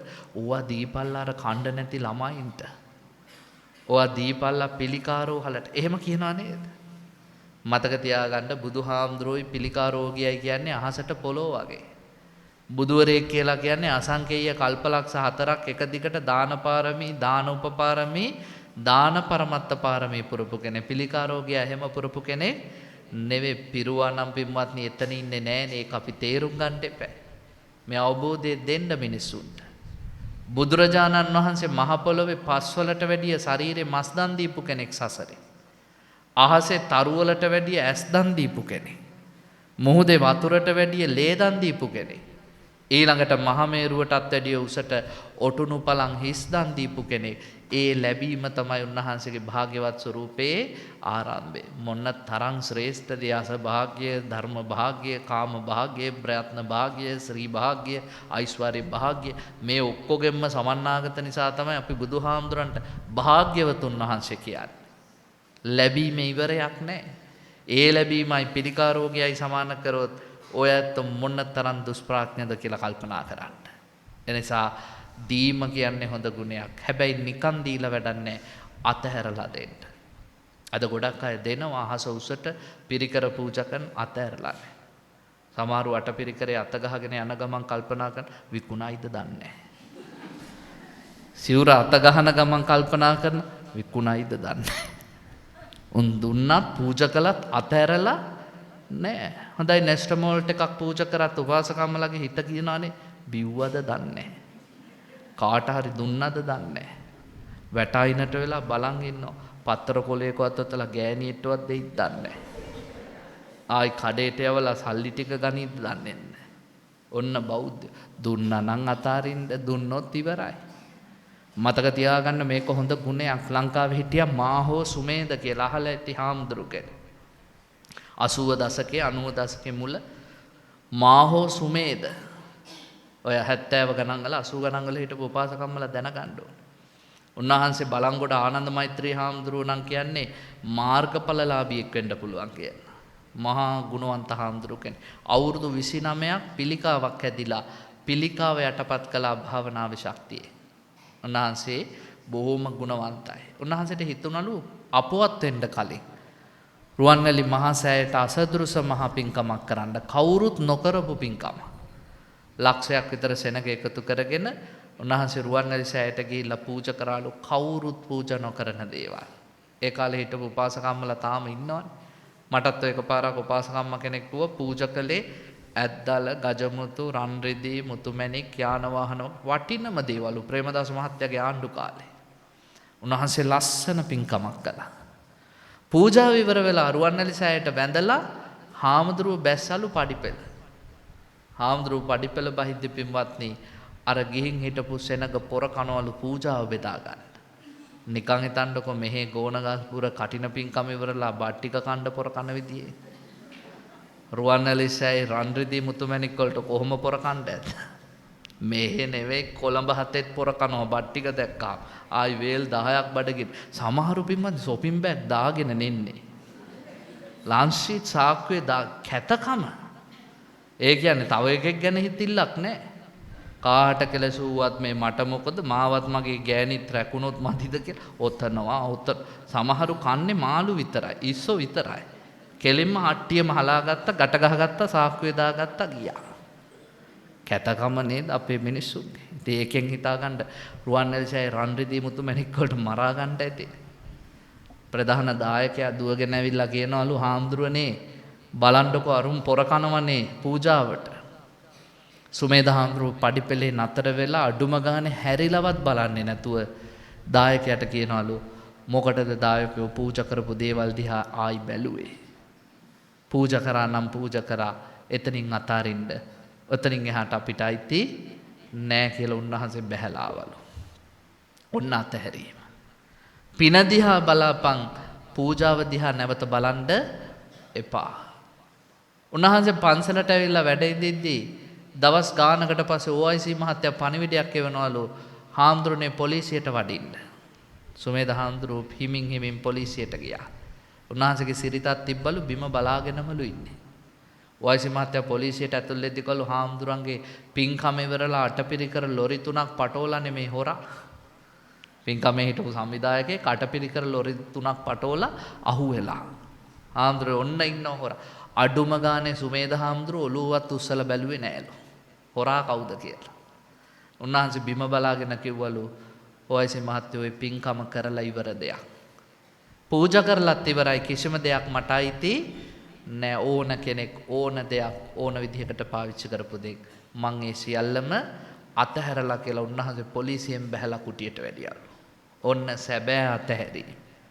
එසා දීපු දේවල් හොයන්න එපා. උපාසකම්මල සරප්පු කුට්ටම පූජා කළාම මගේ දෙකද දාන්නේ. එහෙම දාන්න ගියොත් පින්වත්නි අපිට රූප සුන්දරියෝ තරගෙට ගියා වගේ තියෙයි. අද කාන්තිගේ සරප්පු දෙක, ශ්‍රියාණිගේ හෙට සරප්පු දෙක, සෝමලතාගේ සරප්පු දෙක අනිද්දාට, සෝමදාසගේ ඉන් අනිද්දාට එහෙම දාන්න මට අවුරුද්දකට හම්බ වෙනවා සරප්පු කුට්ටම් 500කට වැඩි. අපේ පන්සලට අදාවොත් මම පෙන්නන්නම් මේ මහ දොරේ දෙපැත්තෙම සරප්පු කඳු දෙකක් ගොඩ ගහලා තියෙනවා. මම ওই පන්සලට ආපම කොල්ලෝ එහෙම අහන කකුල් දෙක කීයද? 7. 7 දෙකක් දීපන්. මං ඒ සරප්පු මුදලාලිය නිකන් දෙන්නේ. සිංහල අවුරුද්දට මං සරප්පු දන්සලක් දෙනවා. මට බුලත් අතක් අරගෙන ඇවිල්ලා කවුරු හරි මහත්තයෙක් කිව්ව සුබ අලුත් අවුරුද්දක් මං කියනවා කිරියෙන් පැණියෙන් ඉතිරේවා ජය සතුට ලැබේවා සපත් මේ දාන්නේ සරප්පු කීයද? හාමුදුරනේ 9. 9 දෙකක් දීපන්. මට අවුරුද්දකට සරප්පු කුට්ටන් දෙකක් හොඳටම ඇති පින්වත්. නේද? එනිසා මතක තියාගන්න ඔය ඇත්තෝ හිතුවට මේ හාමුදුරලා ගොඩ ගහනවා කියලා නෑ උන්වහන්සේලාත් මේ සියල්ල හිතින් මතහැරලා ඉන්නේ. භික්ෂුන් වහන්සේලාගේ ජීවිතේ හරිම පුදුම ජීවිතයක්. තටුබරති කුරුල්ලෝ වගේ කොච්චර ලැබුණා. මිනිස්සු නම් හූල්ලනවා අපේ ලැබෙනවා ලැබුණට වැඩක් නැහැ නේද? දවසින් දවස සරප්පු දාන්නේ නැහැ, දවසින් දවස කුඩ ගෙනියන්නේ නැහැ, දවසින් දවස සිවුරු අඳින්නේ නැහැ අලුතෙන්. සිවුරු 2-3ක් තිබ්බහම හොඳටම ඇති. ඉතින් වැඩිපුර තියෙන ටික විකුණ ගත්ත දෙන්කෝ මොකද වෙන්නේ? හාමුදුරුවෝ ශාසනයේ නම් දායකයෝ පූජා කරන්නේ ශාසනයට නම්. හාමුදුරුවෝ ඒව විකුණලා කරන්නේ තැප්පයි කරන එක, ලයිට් බිල් ගෙවන එක, පන්සල හදන එක නම් දායකයන්ගේ අරමුණ ඉෂ්ට වෙලානේ දායකයෝ සතුටු වෙන්න. මේක වෙලා තියෙන බලන් විකුණයිද දන්නේ නැහැ. ඔන්න අපේ දායකයෝ. එනිසා අතහරින්න පුරුදු වෙන්න දීපු කිසිම දෙයක් ගැන ආයි හොයන්න යන්න එපා. ජේ.ආර්. ජයවර්ධන මහත්තයා අර පූජා කරානේ මානෙල්වත්තේ ඉඩම කැලණිය. පූජා කරාට පස්සේ පූජා කරපු හාමුදුරුව වෙන හාමුදුරුව කෙනෙක්ට ඒක වික්කා. ජේ.ආර්. ජයවර්ධන මැතිතුමා විශ්‍රාම ගියාට පස්සේ අපේ කැලණි විහාරයට ඇවිල්ලා නායක හාමුදුරුවොත් එක්ක කතා කරන වෙලාවේ මිනිස්සෙක් ඇවිල්ලා කිව්වලු බලන්නකො ජනාධිපතිතුමා අර හාමුදුරුව කරපු අපරාධේ. ඔබතුමාගේ ඉඩම විකුණලානේ. ජයවර්ධන ජනාධිපතිතුමා කළු කටවහගෙන ඉන්නවා මං ඒක පූජා කරලා ඉවරයි. හාමුදුරුව විකුණන්න බැරි නම් උයාගෙන කාපු දෙන් කියලා. තමන්ට පූජා කරාට පස්සේ ඒක ගැන කිසිම අයිතියක් නෑ. අතහරින්න පුරුදු වෙන්න. අතහැරීමෙන්මයි අපි දිනුනේ. මොන ශ්‍රේෂ්ඨ ජාතියක්ද මේක. යුරෝපයේ එහෙම පහුගිය දවස්වල සුලිකුණාටු ආවා නම් කවුරුත් කාටවත් ඔහොම උදව් කරන්නේ නෑ. ඒගොල්ලෝ කියනවා ඉන්ෂුරන්ස් එකෙන් ඕගොල්ලෝ ක්ලේම් කරගන්න කියලා. අපේ රටේ මිනිස්සු කණ්ඩ තිබ්බ හාල් ටික ගිහිල්ලා දුන්නා. අපේ රටේ මිනිස්සු අඳින්න තියෙන ඇඳුම් ටික ලංකාවේ කවුරුත් පින්වත්නි මං හිතන්නේ කෑමක් ගත්තාම ළඟ ඉන්න කෙනාගෙන් අහනවා කාලාද ඉන්නේ කියලා. එහෙව් જાතියක් අපි. ධර්මයේ නිසාමයි. භාග්‍යතුන් වහන්සේ අපිට ඉගැන්වුවේ තියෙන්නේ ටිකද ටිකෙනු ටිකක් හරි දීපල්ලා. නොදී ඉන්න එපා.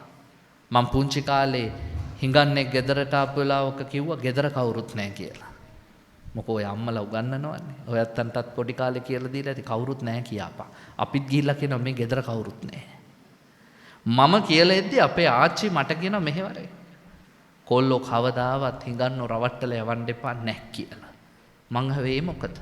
අපේ ආච්චි කියනවා කතරගම දෙයියෝ එනවා බං වෙස්වලාගෙන හිඟන්නෝ වගේ අපිව චෙක් කරන්න. මගේ ඇඟ සීතල වෙලා ගියා.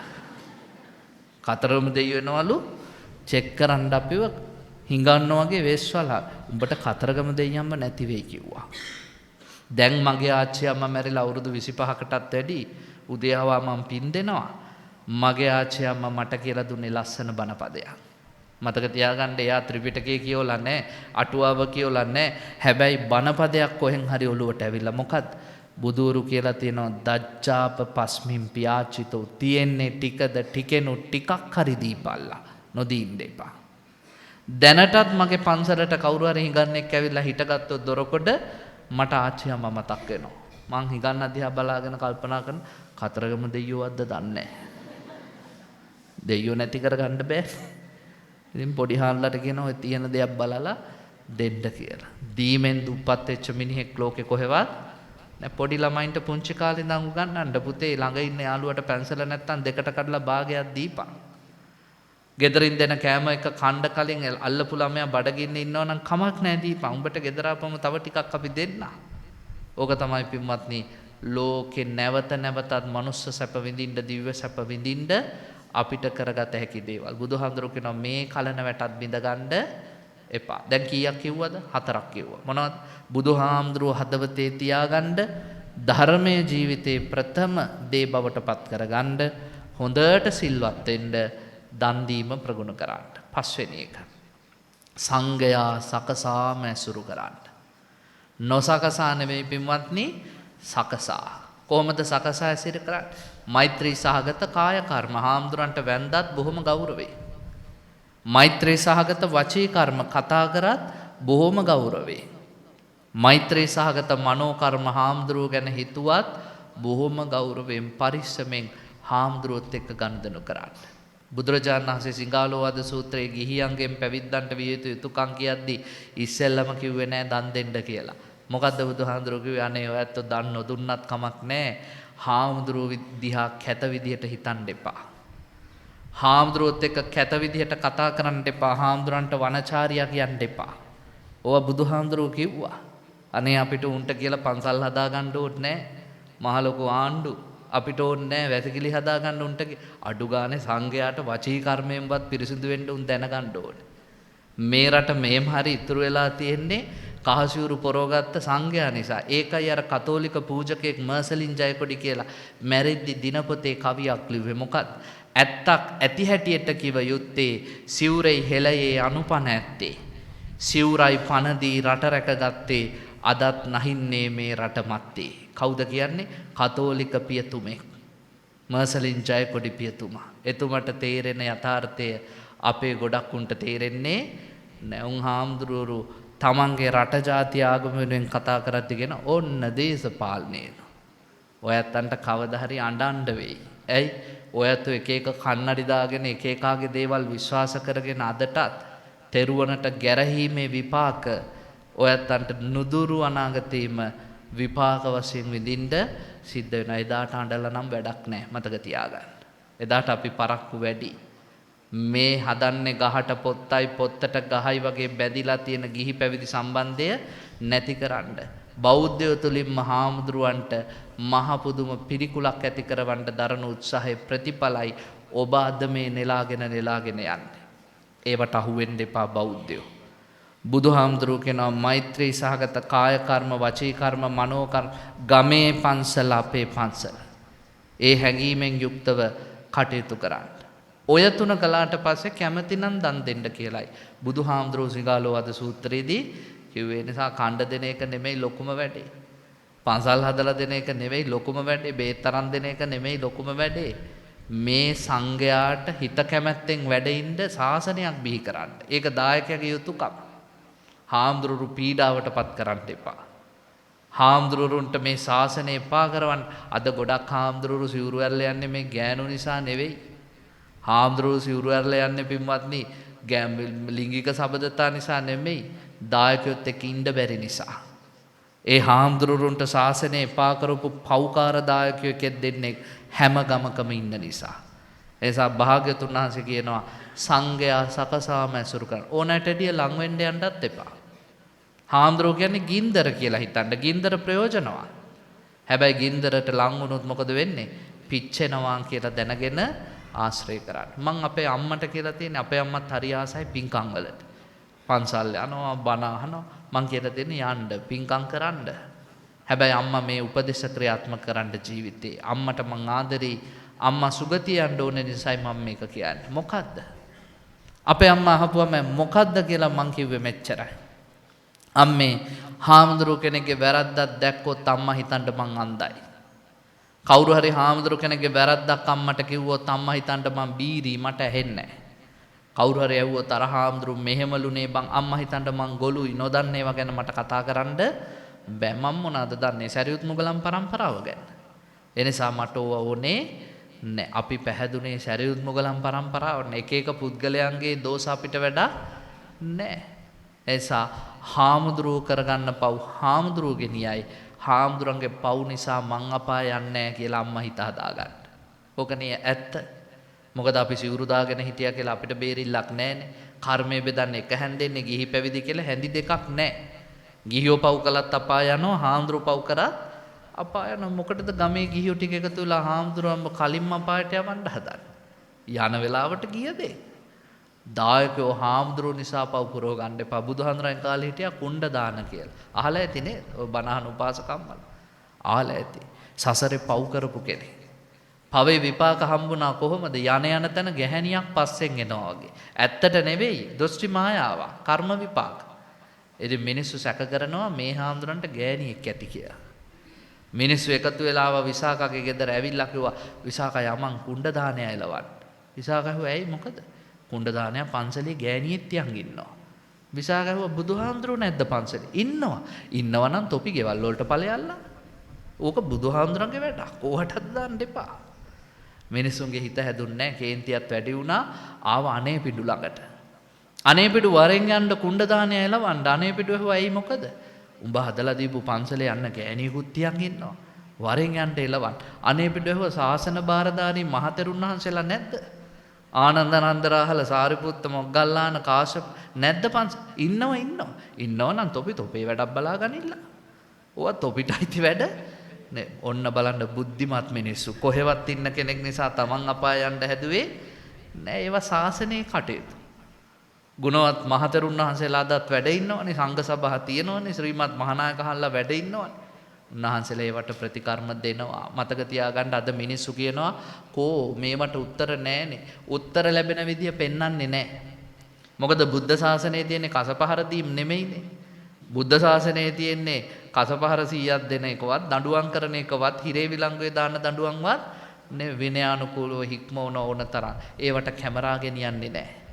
ඒවට මාධ්‍යවේදීන්ට එන්න කියන්නේ නැහැ. ප්‍රෙස් කොන්ෆරන්ස් තියන්නේ නැහැ. පුද්ගලයාගේ අභ්‍යන්තර පාරිශුද්ධිය සලසන ඕන තරම්. මම පෞද්ගලිකව දන්නවා ඕන තරම් භික්ෂුන් වහන්සේලා නැවත ආයති සංවරේ පිහිටලා මේ ශාසනික ක්‍රියාමාර්ගය තුල අලුත් ඇඩියා කරපු අවස්ථා. ඒවා අදටත් මේ ශාසනයේ සිද්ධ වෙනවා. ඒ නිසා අපි අප්‍රතිසරණයෝ නෙවෙයි සප්‍රතිසරණ. කාට හරි කියන්න පුළුවන් කෝ අපිට නායකයෙක් නැහනේ. අරගොල්ලන්ට නම් අහවලා ඉන්නවා මේගොල්ලන්ට නම් අහවලා. කෝ අපිට බෞද්ධයන්ට නෑ අපිට ඉන්නවා. ඒ ඉන්න අය හොඳටම ඇති. අපේ පළවෙනිම නායකයා වෙන කවුරුත් නෙමෙයි ධර්මය. බුදුහාමුදුරුවෝගේ මගෙන් පස්සේ ඔබේ නායකයා ධර්මය. යෝ ධම්මං පස්සති සෝමං පස්සති. යමෙක් ධර්මයේ දකීද ඔහු මාව දකින. ධර්මයමයි රැකවරණය. එනිසා මතක තියාගන්න අපි නිකම් මේ සරණක් නැති මිනිස්සු නෙවෙයි. අපිට හොඳ සරණක් තියෙනවා. සංඝයා සකසාම ඇසුරු කරලා ඔබ සුගතියට යන්න මඟ පාද ගන්න. හාමුදුරුවන්ට ඕනෑටදී ලං වෙන්න ඕනේ නැහැ. හාමුදුරුවොත් එක්ක හුරතල් වෙන්න යන්නත් එපා. කාන්තාවන්ට විශේෂයෙන්ම කියන්නේ. තමහර කාන්තාවෝ ඉන්නවා හාමුදුරුවොත් එක්ක හුරතල් වෙන්න යන. ඒකට gedara මිනිස්සෙක් තියාගන්න. හාමුදුරන්ට ගුණ ධර්ම රකින්න දෙන්න. පන්සලට ඇවිල්ලා අහනවා කුඩෙත් වනවන දම්බාස්කට් එකත් වල හෙට දාන්නේ මොනවද ඔයාට ඕනේ? හාමුදුරුවෝ කියන පුළුවන් දෙයක් ඔයා නෑ කියන්නකෝ ආස දේවා. නේ gedara මිනිස්සයාගෙන්වත් අහන්න නැතුව ඇති ජීවිතේට. හාමුදුරුවන්ව හුරතල් කරන්න එනවා. මගේ පන්සලට ඇවිල්ලා එකපාරක් ඇහුවා හෙට දානෙට මොනවද මං කව පුළුවන් දෙයක් හදන්න. මම මේ බණකට ගිහින් ඇවිල්ලා රෑ 9ට විතර හොඳටම මහන්සි වෙලා ඉන්න වෙලාව. දෙවනි පාර ඇහුවා කියන්නකො මොන මං කව මං ඕන දෙයක් වළඳනවා. ඒ නිසා ඔයාලට පුළුවන් දෙයක් හදන්න. තුන්වෙනි පාර කව ආස දෙයක් කියන්නකො.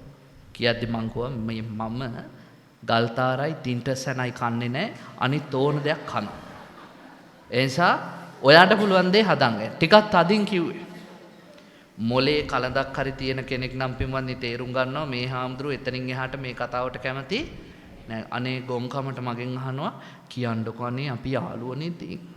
මං කව තියාපන් බාස්කට් එක දාන්නෙත් එපා උඹත් එපා. දැන් ඵලයන් කිව්වා. ඒ පාර පින්වත්නි ගියා. ගිහිල්ලා මුළු ගමේම කිව්වා අපෝ පන්සලට ඇවිල්ලා ඉන්නේ යකෙක් කියලා. මං බේරුණා. ඇයි? එදා ඉඳන් එකෙක්වත් එන්නේ නැහැ මා එක්ක හුරතල් වෙන්න. ඔයත් ඇවිල්ලා බලන්න අපේ පන්සලේ කවදාවත් අහන්නේ මේ දානෙට මොනවද හදන්නේ. උන්ට පුළුවන් මඤ්ඤෝ කතම්බල පො සම්බෝල එක්කද ගෙනත් දෙනවා. මම බුද්ධ පූජාව බෙදුවා පින් දුන්නා හා හොඳයි කිව්වා පිටත් කළා. එච්චරයි. උන්ට පුළුවන් මඤ්ඤෝ කකොල කොටලා සම්බෝල හදලා පරිපෝහදක් එක බත් ටික ගේන්න නා ගෙනාවා තිබ්බා බුද්ධ පූජාව තිබ්බා පින් දුන්නා පිටත් කළා. මම පුළුවන් නම් වලදනවා නැත්තම් බඩගින්න ඉන්නවා. මහානකම කියන්නේ ඕකයි. මහානකම කියන්නේ පාත්‍රයට වැටෙන ඕන දෙයක් වලදන්න සුදුසුකමට හිත හදලා කියන. හැබැයි එක තැනක් තියෙනවා අහහ දන් දෙන්න. මොකද්ද? පන්සලේ ඉන්න හාමුදුරුවෝ අසනීපෙන් නම් ලෙඩෙක් නම් අන්නදායකයෝ අනිවාර්යෙන් අහන්න ඔබ වහන්සේ බෙහෙත් බොනවනේ මොනවද කැප මොනවද කැප. එහෙම නැතුව ඉහෙන් බහින ලෙඩක්වත් නැති කාගෙන්වත් අහන්න ඕනේ මොනවද ඕනේ මොනවද ඒවට යන්න එපා. එසා හරි පරිස්සමෙන් සංඝයා එක්ක ගනුදෙනු කරන්න. බුදුහාඳුරෝ ඔයත් තම පන්සලකට වැද්ද ගන්නවත් එපා කිව්වා. ආනන්ද හාමුදුරුවෝ නිසායි අද මේ බණපදේ අහන්නේ. මතකද ඒක? බුදුහාඳුරුවෝ පිරිනමන මංචකේ අවසාන වෙලාවේ වැඩ ඉදිද්දී ආනන්ද හාමුදුරුවෝ අහනවා ඔබ වහන්සේ පිරිනමන පෑවට පස්සේ අපි කාන්තාවන් විශ්ේ කොහොමද පිළිපදින්න ඕන? වචන දෙකයි කිව්වේ. අදසනානං ආනන්ද උන්දිහා බලන්නවත් එපා කිව්වා. බලන්න වෙනවනේ ස්වාමීන්. අනාලාපෝ ආනන්ද එහෙනම් කතාවට යන්න එපා කිව්වා. කතා කරන්නත් වෙනවනේ. සතින් උපට්ට වෙත්ව ආනන්ද සිහිය උපදවා ගන්න එහෙනම් ආනන්ද. අම්මා වගේ කාන්තාවක් දැක්කහම මේ මගේ අම්මා කියන සිත. සහෝදරියක් වගේ ගැහණියෙක් දැක්කහම මේ මගේ සහෝදරියක් කියන සිත. දුවෙක් වගේ ගැහණියෙක් දැක්කහම මේ මගේ දියණියක් කියන සිත. එතනින් එහාට නම් යන්න එපා ආනන්ද. යනවා නම් කඩුවක් අතින් ගත්ත වදකෙක් බෙල්ලට කොටන් ඉන්න බලන් ඉන්නවා කියන හැඟීමෙන් කාන්තාව ඇසුරු කරන්න කොයි එච්චරට මහානකමට පලිබෝධයක් කිව්වා. බුදුහාඳුරු ගෑනුන්ට දාපු නමත් කියන්නද? හැබැයි තරහ වෙන්න එපා ඈ. ගෝණගල්පුර පන්සලට පුරුදු විදිහටම දාන දෙන්න මං එක තරහ වෙන්නත් එපා. බුදුහාඳුරු එක තරහ වෙන්නත් එපා. මේක තියෙන්නේ මාතුගහම සූත්‍රයේ. බුදුහාඳුරු කියනවා මහණෙනි කාන්තාවට කියන තවත් නමක් තමයි මාරයාගේ තොණ්ඩුව. මේ ඔක්කොම මාරයාගේ තොණ්ඩු. කොයි වෙලේ බෙල්ලට දාලා හිර කරයිද දන්නේ නැහැ. දැන් පිරිමින්ට එහෙම හරි සතුටු ඇති නේද? හෙට ඉඳන් ගෙවල් වල මොකක් හරි රණ්ඩුවක් වුණාම කියයි කැලණියේ හාමුදුරුවෝ කිව්වනේ තොපිට කියන්නේ මාරයාගේ තොණ්ඩු කියලා. නෑ පිරිමින්ට නෙවෙයි ඈ. හාමුදුරුවෝ වෙච්ච අපිට කිව්වා කාන්තාව කියන්නේ මාරයාගේ තොණ්ඩු. පිරිමින්ට කිව්වේ මොකද්ද? ගෑනු කියලා කියන්නේ ලෝකේ ඔබට ලැබෙන වටිනාම භාණ්ඩය කිව්වා. බුදුහාඳුරගෙන් ඇහුවනේ කිංසු භණ්ඩානං උත්තමං මොකද්ද මේ ලෝකේ වටිනම භාණ්ඩය? බුදුහාඳුරෝ කියන ඉත්ති භණ්ඩානං උත්තමං. භාණ්ඩ අතර වටිනාම රැකිය යුතුම භාණ්ඩේ කාන්තාව. විනාශ වුණොත් වැඩක් නැහැ. ඔය තරුණ කෙල්ලෝ රකින්න කියන්නේ ඒකයි. කුමර බඹසර ගැන කතා කරන්නේ ඒකයි. පොඩි කාලෙම වරද්ද ගත්තොත් පින්වත්නි ලස්සනට කසාද බඳලා දෙන්න බෑ. කන්ඩෙම් වෙනවා. එතකොට ඉතින් අර තේල් දාලා ඕන අබබ්බේ කරම්පලයන් කියලා කියන්න තමයි වෙන්නේ. සුනිල් ඉදිරිසිංහ මහත්තයාගේ සින්දු කියන්න බෑ. දුවේ නුඹ මගේ ප්‍රාණයයි සැබෑ වූ සුබ සීනේ සෙනෙහසෙන් කුලගෙට පිය නගන්නේ සනුහරේ අභිමානයයි කියලා පෝරුවේ නග්ගලා ජයමංගල එහෙම දෙන්න බෑ. එහෙම දෙන්න පුළුවන් විදිහේ දුවෙක් හදන්න කිව්වා වැදගත් විදියට. අද ගොඩක් දුවලව බන්දලා දෙන්න වෙන්නේ තාත්තලා ටිම්බෙල එක ටක්ක බක්ක සද්ද හඬලව කබල්ම බස් එකක් කෙල්ල නග්ගලම කියා කියලා එහෙමනේ කියන්න වෙන්නේ. එහෙම ළමයි හදන්න එපා. ගුණගරුක කෙල්ලෙක් හදන්න. සිල්වන්ත කෙල්ලෙක් හදන්න. එහෙම කෙල්ලෝ තමයි කවදා හරි හොඳ අම්මා කෙනෙක් බවට පත් වෙන්නේ. අද මේ අවුරුදු 18න් 20න් අම්මලා වෙච්ච උන් ඉන්නවා. උන්ට උන්ගේ දරුවවත් හදාගන්න තේරෙන්නේ නෑ. දරුවෝ අවුරුදු 10 දී 15 දී නොමග යනවා. හොඳ ධර්මයේ දන්න අම්මා කෙනෙක් පුංචි කාලේ ඉඳන් දුවව ලස්සනට ගොඩනංවගෙන එන්න. ඇවිල්ලා චරිතවත් විදියට කසාද බඳලා දීලා එයාට හොඳට මේ යථාර්ථය පනවලා දෙන්න. එනිසා උන්හාමුදුරුවෝ ආශ්‍රය කරන්න සකසාම නොසකසා නෙමෙයි. අන්තිම එක මේක කියලා බණ ඉවර කරන්න. මේ කල්යාණ වැට නොබිඳ තියාගන්න නම් ගිහි පැවිදි කියලා වෙනසක් නැහැ. ඔය ඇත්තෝ හැමෝම අර්ථයෙන් ධර්මයෙන් පෝෂණය වෙන්න. හාමුදුරුවෝ විතරක් බණ දැනගත්තට වැඩක් නැහැ. ගිහියෝ බණ දන්නේ නැත්තම්. එතකොට මොකද වෙන්නේ? ගිහියෝ බණ දන්නේ නැත්තම් හාමුදුරුවෝ ගිහියම්ම රවට්ටනවා. තොප්පි වෙලෙන්දගේ කතාව කිව්වා සාදු කියලා. අද ධර්මශාලාවල පින්වත්නි හාමුදුරුවෝ රැවිල්ලා මේ ධර්මාසනේ ඉඳගෙන කියන බුදුහාමුදුරුවෝ ඉපදුනේ ලංකාවේනේ පින්වත්නි. අර කොළොන්නාවේ සාලමුල්ලේ සල්ලුවේනේ කෙලවර. හබරන කැලේ බුදු වුණා. කෑගල්ලේ තව මොකක් හරි එකක් වුණා. දිව්‍ය ලෝකෙට ගිහින් ආයි වැඩියේ මැදවච්චි ඉසින් බැසග සාදු සාදු සාදු කියන. ඇයි දායකයෝ ගොන් උන් ත්‍රිපිටකය කියවලා නැහැ, බුද්ධ වචනය දන්නේ නැහැ, ලෝකාවබෝධ සූත්‍රය කියවලා නැහැ, දීඝනිකාය පරිහරණය කරලා නැහැ, බුදුවරු පහළ වෙන්නේ කොයි වගේ භූමිවලද කියලා දන්නේ නැහැ නේද? මතක තියා. අද ඉන්නවා එහෙම පිරිසක්. ලංකාවේ ඉපදුනා කිව්වත් හෙට කිව්ව ගෝනගල්පුර තමයි බුදුරජාණන් වහන්සේ පළවෙනි ධර්ම දේශනේ සාදු සාදු සාදු කියන. එච්චරට ගොන්නු. තව සමහරු කියනවා මේ අපි නිරුක්ති වලින් බණ කියන්නේ ඈ. පරපටිබද්ධා කියන්නේ අනුන්ගෙන් පටි ආරන් තද කර ගන්න අය. සෝවාන් වුණාම 4-5 පාරක් බඩේලියන් සාදු සාදු සාදු. තව හාමුදුරු කෙනෙක් කියනවා ඔය සීලෙන් ඇති වැඩක් නැහැ, සමාධියෙන් වැඩක් නැහැ, තනකොළ ගලවපියව. අපිත් වගා කරගෙන කන්නේ තොපිත් කාපියව. දැන් කටරොඩු දාලා බතුත් හැදුවා, අඟුරු දාලා අයිස්ක්‍රීමුත් හැදුවා. ඕන් නිවන් මඟ වඩපියව. සාදු සාදු සාදු කියන. ධර්මයේ එක එක්කෙනා එක එක්කෙනාගේ බූදල් බවට පත් කරගෙන බුදුහාමුදුරුවෝ නෑ. එක එක මතිමතාන්තර කොට මෙතන ඉන්නවා පරණ උපාසකම්මලා. උපාසකම්මලා අවංකවම කියන්නකො ඉස්සර මේ පන්සල් වල බණමාලාවක් කරොත් මතක ඇතිනේ ඉත්තයිපානේ ධම්මාලංකාර හාමුදුරුවෝ, කොටුකොට ධම්මාවාස හාමුදුරුවෝ, තුන්නානේ පඤ්ඤාමූර්ති හාමුදුරුවෝ, මාදළුවාවේ සෝබිත 10 දෙනෙක් බණ කිව්වත් බණ 10ක් නෙවෙයි ඔක්කොම කිව්වේ එකම විදිහේ බණ. දැන් බණ 10ක් කිව්වොත් අද කෙනා කියනවා බුදුහාමුදුරුවෝ ලංකාවේ කියලා, හෙට කියනවා බුදුහාමුදුරුවෝ මැලේසියාවේ කියලා, අනිද්දා කියනවා බුදුහාමුදුරුවෝ පිලිපීනේ කියලා. පුදුම වැඩක්. එක එක්කෙනාගේ දෘෂ්ටි. ඒගොල්ලන්ගේ හිතලු කියනවා මිසක් බණපදයක් කිව්වේ දායකයෝ දක්ෂ වෙන්න. මම දැක්කා ඊයේ පෙරේදා රූපවාහිනී වැඩසටහනකදී හාමුදුරු කෙනෙක් කියනවා බුදුහාමුදුරන්ට උර්ණ රෝම ධාතුවක් තිබ්බේ නැහැ. මහා පුරුෂ ලක්ෂණ ඕවා සාහිත්‍ය පස්සේ කාලෙක ගොඩ නගපුවා. ඕවා මේ ඇත්ත කතා නෙවෙයි. බුදුහාමුදුරුවෝත් අපි වගේම මිනිස්සෙක්. අඩි 6ක් උසයි, මූණ මැද්දේ නහයක් තිබ්බ මහා ගොන් කතාවක් කියනවා හාමුදුරු කෙනෙක්. ලංකාවේ විශ්වවිද්‍යාලවල ඉගෙනගෙන පිටරට ගිය කොල්ලෙක් අරුණ ගමගේ කියලා ඔයත් හොයලා බලන්න. කැලණි විශ්වවිද්‍යාලයේ හිටපු ආචාර්යවරයෙක් දැන් කොයි හරි ඔය පිටරටක ඉන්නේ.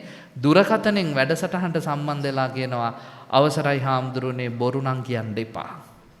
ත්‍රිපිටකයේ අහවල් පිටුවේ අහවල් සූත්‍රයේ තථාගතයන් වහන්සේ ශ්‍රී මුකෙන්ම දේශනා කරනවා බුදුහාමුදුරන්ට මහපුරුෂ ලක්ෂණ 32ක් ඇත, 80ක් අනුව්‍යංජන ඇත.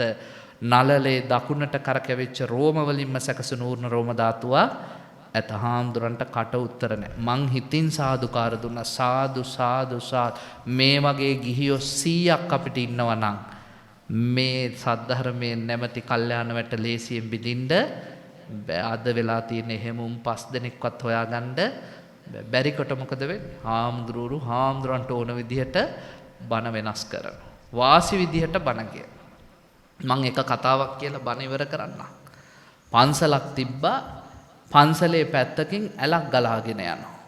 මෙහෙ දකුණේ නෙවෙයි වෙන කොයි හරි. ඇලක් යනවා. වැස්සට ඇල හොඳටම පිරීලා මාළු දඟලනවා. හාමුදුරුවොත් එච්චර සිල්වන්ත කෙනෙක් නෙමෙයි. හාමුදුරුවෝ ඇබිත්තයට කියනවා මාළු ටික අල්ලන් කමු කියලා. ඇබිත්තයත් තකට එහෙනම් දැලක් දමාපන් කියලා දෙන්නත් එක්ක දැම්මා දැල. දෙන්නටම අමතක වුණා පහුවෙන්ද 15ක පෝය කියලා. උපාසකම්මල එනවා සිල් ගන්න. හාමුදුරුවෝ මේ උපාසකම්මල ටික දැල දැක්කොත් වසලමාරයි. ඒ නිසා මං සිල් දෙන්නම් උඹ ඒ අල්ලපනල්ලේ ඇදපන් දැල. හිමීට මාළු ටික ගෙනහිල්ලා කොරහට දාලා වහලා තියාපන් මං ඇවිල්ලා උයන්නම් කිව්වා. හාමුදුරුවෝ දැන් සිල් දුන්නා. උපාසකම්මලට ගමේ දෙන්නෙක් ඇවිල්ලා දාන්නෙත් බෙදුවා. දන්නවනේ ඉතින් ඉන්දියාප්ප 10යි, පාන් පෙති 2යි, බත් හැන්දයි. උදේට බෙදුවා. උපාසකම්මලා හොඳට වැළඳුවා. ගොඩක් සිල් ගන්න දෙන්නේ 60 පැනපු උදවියනේ. 60 පැනපු උපාසකම්මලාට ලෙඩක් තියෙනවා. මොකක්ද? කෑවොත් බුද්ධිමතයි, නැගිට්ටොත් බඩගිනි. නේ? කාපු ගමන් නිින්ද යනවා. නැගිට්ට වෙලේ ඉඳන් ආයෙ ඇනුම් යනවා. ඕක තමයි ලෙඩේ 60 පැන්නා. නේද? උපාසකම්මලා දැන් දානේ වලදලා බිත්ති කොන් වලට හේතු වෙලා ඉඳගත්තා. හාමුදුරුවෝ මම දැන් බණ කියන්නයි යන්නේ. සමන්තා කියද්දි බුදි. චක්කවාලේසු කියන්නවත් හම්බුන්නේ නැහැ. සමන්තා කියද්දි බුදි. දැන් හාමුදුරුවෝ බණ කියනවා. ඔය අතරේ අර දායකයා දැල ඇදලා මාළු ටික අල්ලගෙන සරමට දාගෙන වතුර ටික බේර බේර මිදුල මැද්ද යනවා. හාමුදුරුවෝ බණ කිය ඉන්න ගමන් දකින්න දැන් හිත කියන්නේ මාළු අහුවෙලාද කියලා අහපන් කියලා. බෑනේ බණ කියන ගමන් ඉන්නේ හාමුදුරුවෝ බැලුවා වටපිට. ඔක්කොම බුදි. එකෙක්වත් ඇහැරලා නැහැ. පන්සල් වල දන්නවනේ උපාසකම්මලා 10යි 15යි ඉන්නේ. බුදි. හාමුදුරුවෝ කටහඬ වෙනස් නොකර අපේ පැරණි ගද්‍ය රීතියෙන් ජාතක කතාවක් කිය හිටියේ. හාමුදුරුවෝ අහනවා ඒ ශෛලියෙන් ඇබිත්තය පෙරදාප සෑදූ මාලිගාවේ කවුරුන් වැඩ සිටිද්ද?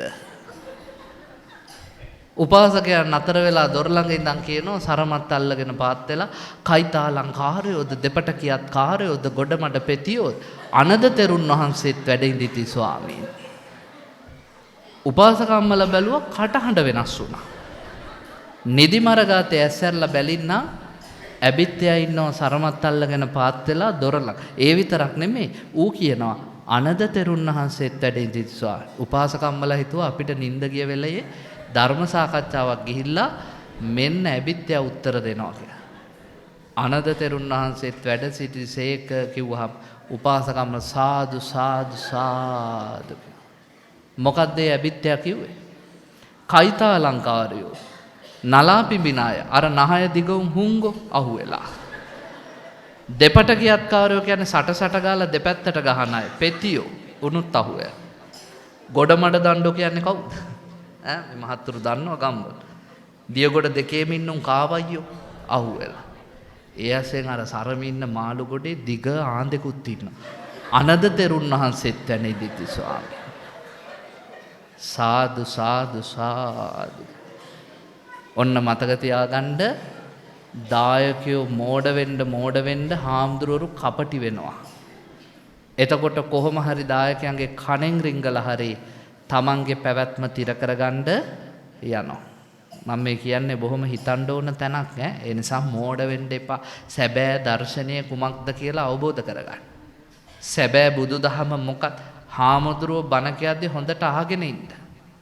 බැරි වෙලා හරි හාමුදුරුවෝ කියන්නේ වැරදි තැනක් නම් කරුණාකරලා ඔය ඇත්තෝ කියන්නේ හාමුදුරනේ මෙතන මේ ධර්මයේ වැරදි. බුදුහාමුදුරුවෝ ඔහොම නෙවෙයි දේශනා කළා තියෙන්නේ. මෙන්න තියෙනවා පෙළදහ මෙන්න අටුවාව. ඔබ වහන්සේ කියන කාරණේ වැරදි. අද මිනිස්සු අමුවේ මේ ධර්මයේ විනාශ කරනවා. ඔය ලංකාවේ මේ දවස්වල රැල්ලක් යනවා. එක තරුණ හාමුදුරු කෙනෙක් වැරදි අර්ථකථනයක් දීලා මම ඒක හැදුවා. මං කිව්වා මිනිස්සුන්ට මේක වැරදි බුදුහාමුදුරුවෝ කියන්නේ මෙහෙම එකක් නෙවෙයි මේ හාමුදුරුවෝ කියන කතාව. ඒ හාමුදුරුවවත් ඒක හැදුවේ නැහැ. තාම මේ ගොන් කතාවම කියා.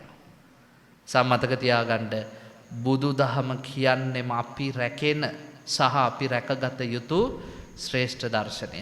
මේ ටික අනුගමනය කළොත් මේ කල්යාණ වැට නොබිදී නොසිදී තියෙනවා. ආයි හය මතක් කරමුද? පළවෙනි එක මොකක්ද? බුදුහාමුදුරුවෝ ඔබේ හදවතේ වඩා හිඳුවා ගන්න. ධර්මයේ තමයි ලෝකේ අංක 1 කියලා හිතන්න. තුන්වෙනි එක හොඳට අතහැරීම පුරුදු කරන්න. හතරවෙනි එක සිල්වන්ත වෙන්න. පස්වෙනි එක සංඝයා සකසාම ඇසුරු කරන්න. හිතින්, කයින්, වචනෙන් බොහෝම සුවපත් විදිහට සංඝයා ඇසුරු කරන්න. මේකත් කියන්න ඕනේ. කවදා හරි බුද්ධ ශාසනය නැති වෙනවා කියන්නේ බෝධිය කඩන් වැටෙන එක නෙවෙයි. චෛත්‍ය නැති වෙනවා කියන එක නෙවෙයි. පන්සලේ බිත්ති ගැලවෙනවා කියන එක නෙවෙයි.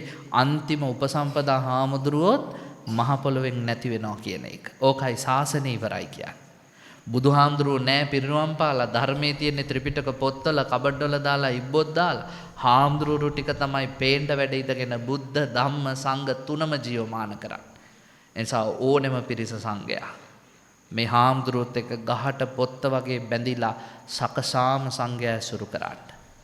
පස්වෙනි කාරණය හාමුදුරුවෝ වගේම හොඳට බණ දැනගන්න, බණ පොතක් කියවන්න, ත්‍රිපිටකේ පරිහරණය කරන්න, බණ පදයක් අහන්න, ජීවිතේ ධර්මයෙන් ප්‍රගුණ කරගෙන ලස්සන ජීවිත ගත කරන්න. මෙලොවත් ජයයි පරලොවත් ජයයි. ඔබ ටිකෙන් ටික නිවනට ළඟ වෙනව විතරක් නෙවෙයි, ඔබව බලාගෙන ඉන්න පරපුර මේ අනුව හැඩ ගැහෙනවා. තව පරපුරකට මේ දහම යනවා. ඒ නිසා ශ්‍රේෂ්ඨ බෞද්ධයෝ වෙන්න. කුණු ගොඩවල් පැත්තකින් තියන්න, දේශපාලන මතිමතාන්තර පැත්තකින් තියන්න. ඔබේ ජීවිතවල පෞද්ගලික අරමුණු පැත්තකින් තියලා අපි බුදුහාමුදුරන්ගේ ශ්‍රාවකයෝ, බුදුහාමුදුරුවෝ අපේ එකම ශාස්ත්‍රුන් වහන්සේ, මේ බුදුහාමුදුරන්ට පූජා කරපු රට අපි රැකෙන්න නම් රට රැකෙන්න ඕන.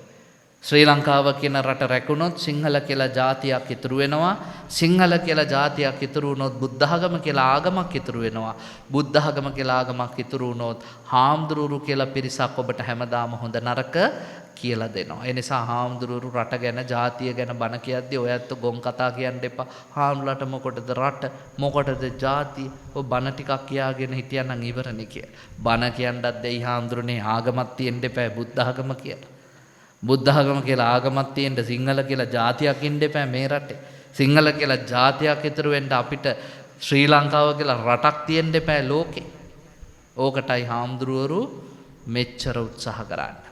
එනිසා මම නම් හිතනවා පින්වත්නි, මේ මහානකමේ මංග තමයි රට, ජාතිය, ආගම, ශාසනය. එනිසා අර ටිබෙට් ජාතික ස්මයින්ද හාමුදුරුවෝ ලස්සන කවියක් වුණා. ඒකෙන් මං ඉවර කරා.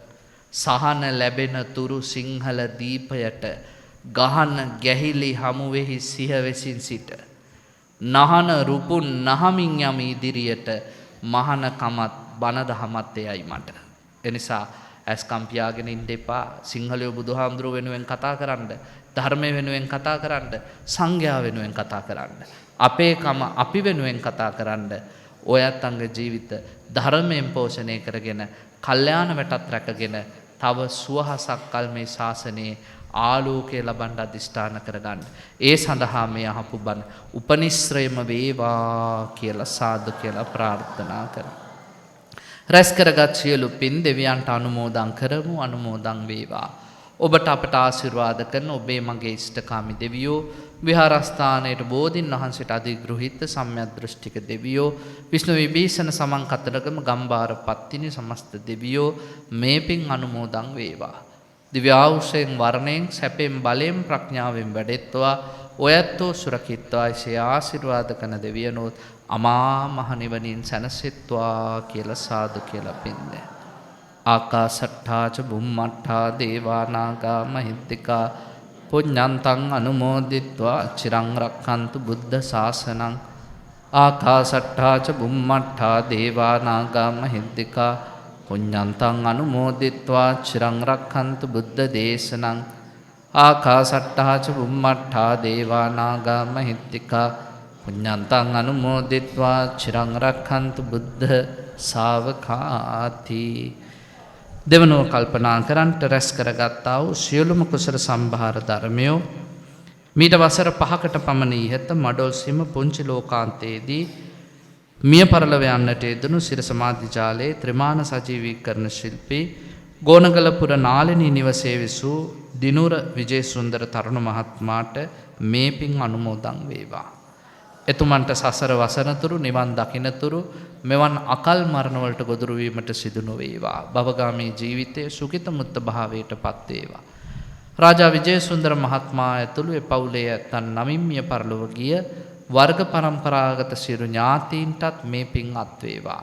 ඔවුන්ගේ භවගාමී ජීවිතයත් සුඛිත මුත්ත භාවයට පත් වේවා. විශේෂයෙන් මේ විහාරස්ථානයේ වැඩ වාසය කොට අපවත් වී වදාළ අපේ යගිරල පඤ්ඤාසේකර නායක ස්වාමීන්ද්‍රයන් වහන්සේ ප්‍රධාන මේ උතුම් සංඝ පරම්පරාවේ සියලු ස්වාමීන්ද්‍රයන් වහන්සේලාට මේ විහාරයේ අභිවෘද්ධියට වැලි කැටයක් හරි පූජා කරලා මිය පරලොව ගිය සතර පේරුවේ දායක කාරකාදීන්ටත් බණ ඇසූ ඔබ නමින් මිය පරලොව ගිය සියලු දෙනාට මේ රටේ අතීතයේ පණ්ඩුකාභය රජුරුවන්ගේ ඉඳන් අපේ අවසාන ශ්‍රී වික්‍රම රාජසිංහ රජුරුව දක්වා අපේ රට, ජාතිය, ආගම පෝෂණය කරපු ශ්‍රේෂ්ඨ නරවිරුවන්ටත් ඒ වගේම අපේ ශාසනය රැකගත් ශ්‍රේෂ්ඨ සංඝ පීතෘන් වහන්සේලාටත් 30 අවුරුදු යුද්ධයේදී රට ජාතිය වෙනුවෙන් දිවිපිදු අපේ රණවිරුවන්ටත් මේ පින් අත් වේවා. ඔවුන්ට මේ පින් ඇසේවා, දැනේවා, පින් දැක සතුටු වේවා, අනුමෝදන්ව සතුටු වේවා, දුකින් අත මිදේවා, සැප ලබා ගනීවා. නොදුරු භවයකම අමා මහ නිවනින් සැනසෙත්වා කියලා සාදු කියලා පින්ද. අවසාන වශයෙන් රැස් කරගත්තා වූ සියලුම කුසල සම්භාර ධර්මයන් ගෝනගලපුර ශ්‍රී සුධර්මාකර පිරිවෙන් විහාරාධිපති ගෞරවනීය අපේ ගලගෙදර පඤ්ඤාසාර නායක ස්වාමීන්ද්‍රයන් වහන්සේ විහාරාධිකාරී අපේ පණ්ඩිත හාමුදුරුවන් වහන්සේ ඇතුළු මහා සංඝරත්නයටත් අද පින්කමේ දායක මූලික කාරක භාවයට පත්වන පින්වත් රාජා විජේසුන්දර මැතිතුමන් ඇතුළු ඒ පවුලේ සියලුම දෙනාටත් එකසේ මේ පින් හේතු වේවා වාසනාව වේවා. රාජා විජේසුන්දර මහත්මයාගේ පවුලේ සියලුම දෙනාට දුවා දරුවන්ට මුණුපුරු මිනුපුරයන්ට ඥාති හිත මිත්‍රාදීන්ටත් මේ පින්කමට අත දුන්න හිත දුන්න ආවගිය දක බලා සතුටු වුණ වචනයකින් හෝ උදව් උපකාර කරපු හැම දෙනාටත් දිනුර මහත්මයාගේ සහෝදරයා ඒ වගේම ඥාති සහෝදරය අපිට මේ ධර්ම දේශනාවට ආරාධනා කළ පුතා ඇතුළු හැම දෙනාටම අද බණහන්ට ඒක රාශි වුණු ලොකු කුඩා සෑම සියලු දෙනාටම එකසේ මේ පින් අත් වේවා. ඔබ සැම නිදුක් වේවා, නිරෝග වේවා, සුවපත් වේවා, කායික වේදනා මානසික පීඩා දුරු වේවා, කරන කියන කටයුතු සඵල වේවා. මෙලව පරලොව ජීවිතය යහපත් වේවා අවසන උතුම් නිවන් සම්පත් පිණසම මෙපින හේතු වේවා වාසනාව වේවා. පාරමිතාවක්ම වේවා කියලා සාදු කියලා ප්‍රාර්ථනා කරමු. හොඳයි මේ විදිහට කියන්න. රැස් කරන පින එයි පසු පස්සේ සැපසල සන්නට හැමතිස්සේ මේ රැස් කරන පින් එනවාමයි යන යන ගමනේ පසු පස්සේ සීල සමාහිත නුවණ වැඩිගෙන නිවනට යන මඟ වැටහෙවා දහම කියා දෙන කලන මිතුරු හැම නිරතුරු ඇසුරට පත්වේවා සෝක කෙලෙස් නැති සීත නිවන් ඇති සදහම් මග මට සිහිවේවා රාග විරාගිත ඥාන ප්‍රභාවිත අමා නිවන් සුව සැලසේවා දෝත තබා හිස සාදු කියන්ටයි සීත නිවන් සැප මට ලැබ ගන්ටයි සෑම දිනම බුදු ගුණ සිහිවන්ටයි සාදු සාදු මම නිවන් දකින්ටයි සාදු සාදු සාදු අභිවාදන සීදිස නිච්ඡං වද්ධාපචායනෝ චත්තාරෝ ධම්මා වඩ්ඩන්ති ආයුවන්නෝ සුඛං බලං ආයුරාරෝග්‍ය සම්පatti සග්ග සම්පatti මේවච අතෝ නිබ්බාන සම්පatti මිනාතේ සමිච්ඡතු අනන්ත තෙරුවන් ගුණ බෙලෙන් සියලු දෙනාට යහපතක්ම වේවා. උතුම්ම දාණය ධර්ම දායනයයි යන්න නැවත නැවත පසක් කරමින් මිට වසර 5කට පමණ පෙර ආතුව අප අතරින් හදිසියේ වියෝ වෙච්ච දිනුර විජේසුන්දර ආදරබර පුතුණුවන්ටත් මිට වසර කීපයකට පෙර ආතුව අප අතරින් වෙන්ව ගිය රාජා විජේසුන්දර නම් වූ ගෝනගල පුරවරේ ඒ ආදරණීය පියාණන්ටත් මියගිය පවුලේ සියලු දෙනාටමත් පින් අනුමෝදන් කිරීම අරමුණු කරගෙන අද දවසේ ගෝනගල සුධර්මාකර විහාරස්ත පිම්බිමේ උතුම් ධර්ම දානය පින්කමක් සිදු කරන මේ මොහොතේ විශේෂයෙන්ම රාජා විජේසුන්දර මහත්මයාගේ ඒ ආදරබර දිනුර විජේසුන්දර පුතුණුවන්ගේත් පරලොව ගමන සාක්ෂාත් කරන්නට කියන උතුම් චේතනාව ඇතිව ආදරබර සෙනෙහවන්ත ස්වාමි දියණිය යමුනා විජේසුන්දර ආදරබර මෑණියනුත් විශේෂයෙන්ම රාජා විජේසුන්දර මහත්මයාගේ වැඩිමහල් පුතු උදාර විජේසුන්දර පුතණුවනුත් තමන්ගේ දයාබර පියාණන්ට වගේම දාමාගේ දවාකර මලනුවන්ට අපි ඉස්සෙල්ලා ප්‍රාර්ථනා කර විදිහට පින් අනුමෝදන් කිරීමේ උතුම් චේතනාව ඇතිව තමයි අද දවසේ අපේ විහාරස්ථ භූමියේ මෙවැනි ධර්ම දානයක් සිදු කරන්නට සියලු කටයුතු සංවිධානය කරනු ලැබුවේ. ඒ අනුව අපි මේ උතුම් ධර්ම දානය වෙනුවෙන් අපේ নমස්කාර පූර්වක ආරාධනයෙන් මේ අවස්ථාවට වැඩම කොට වදාළ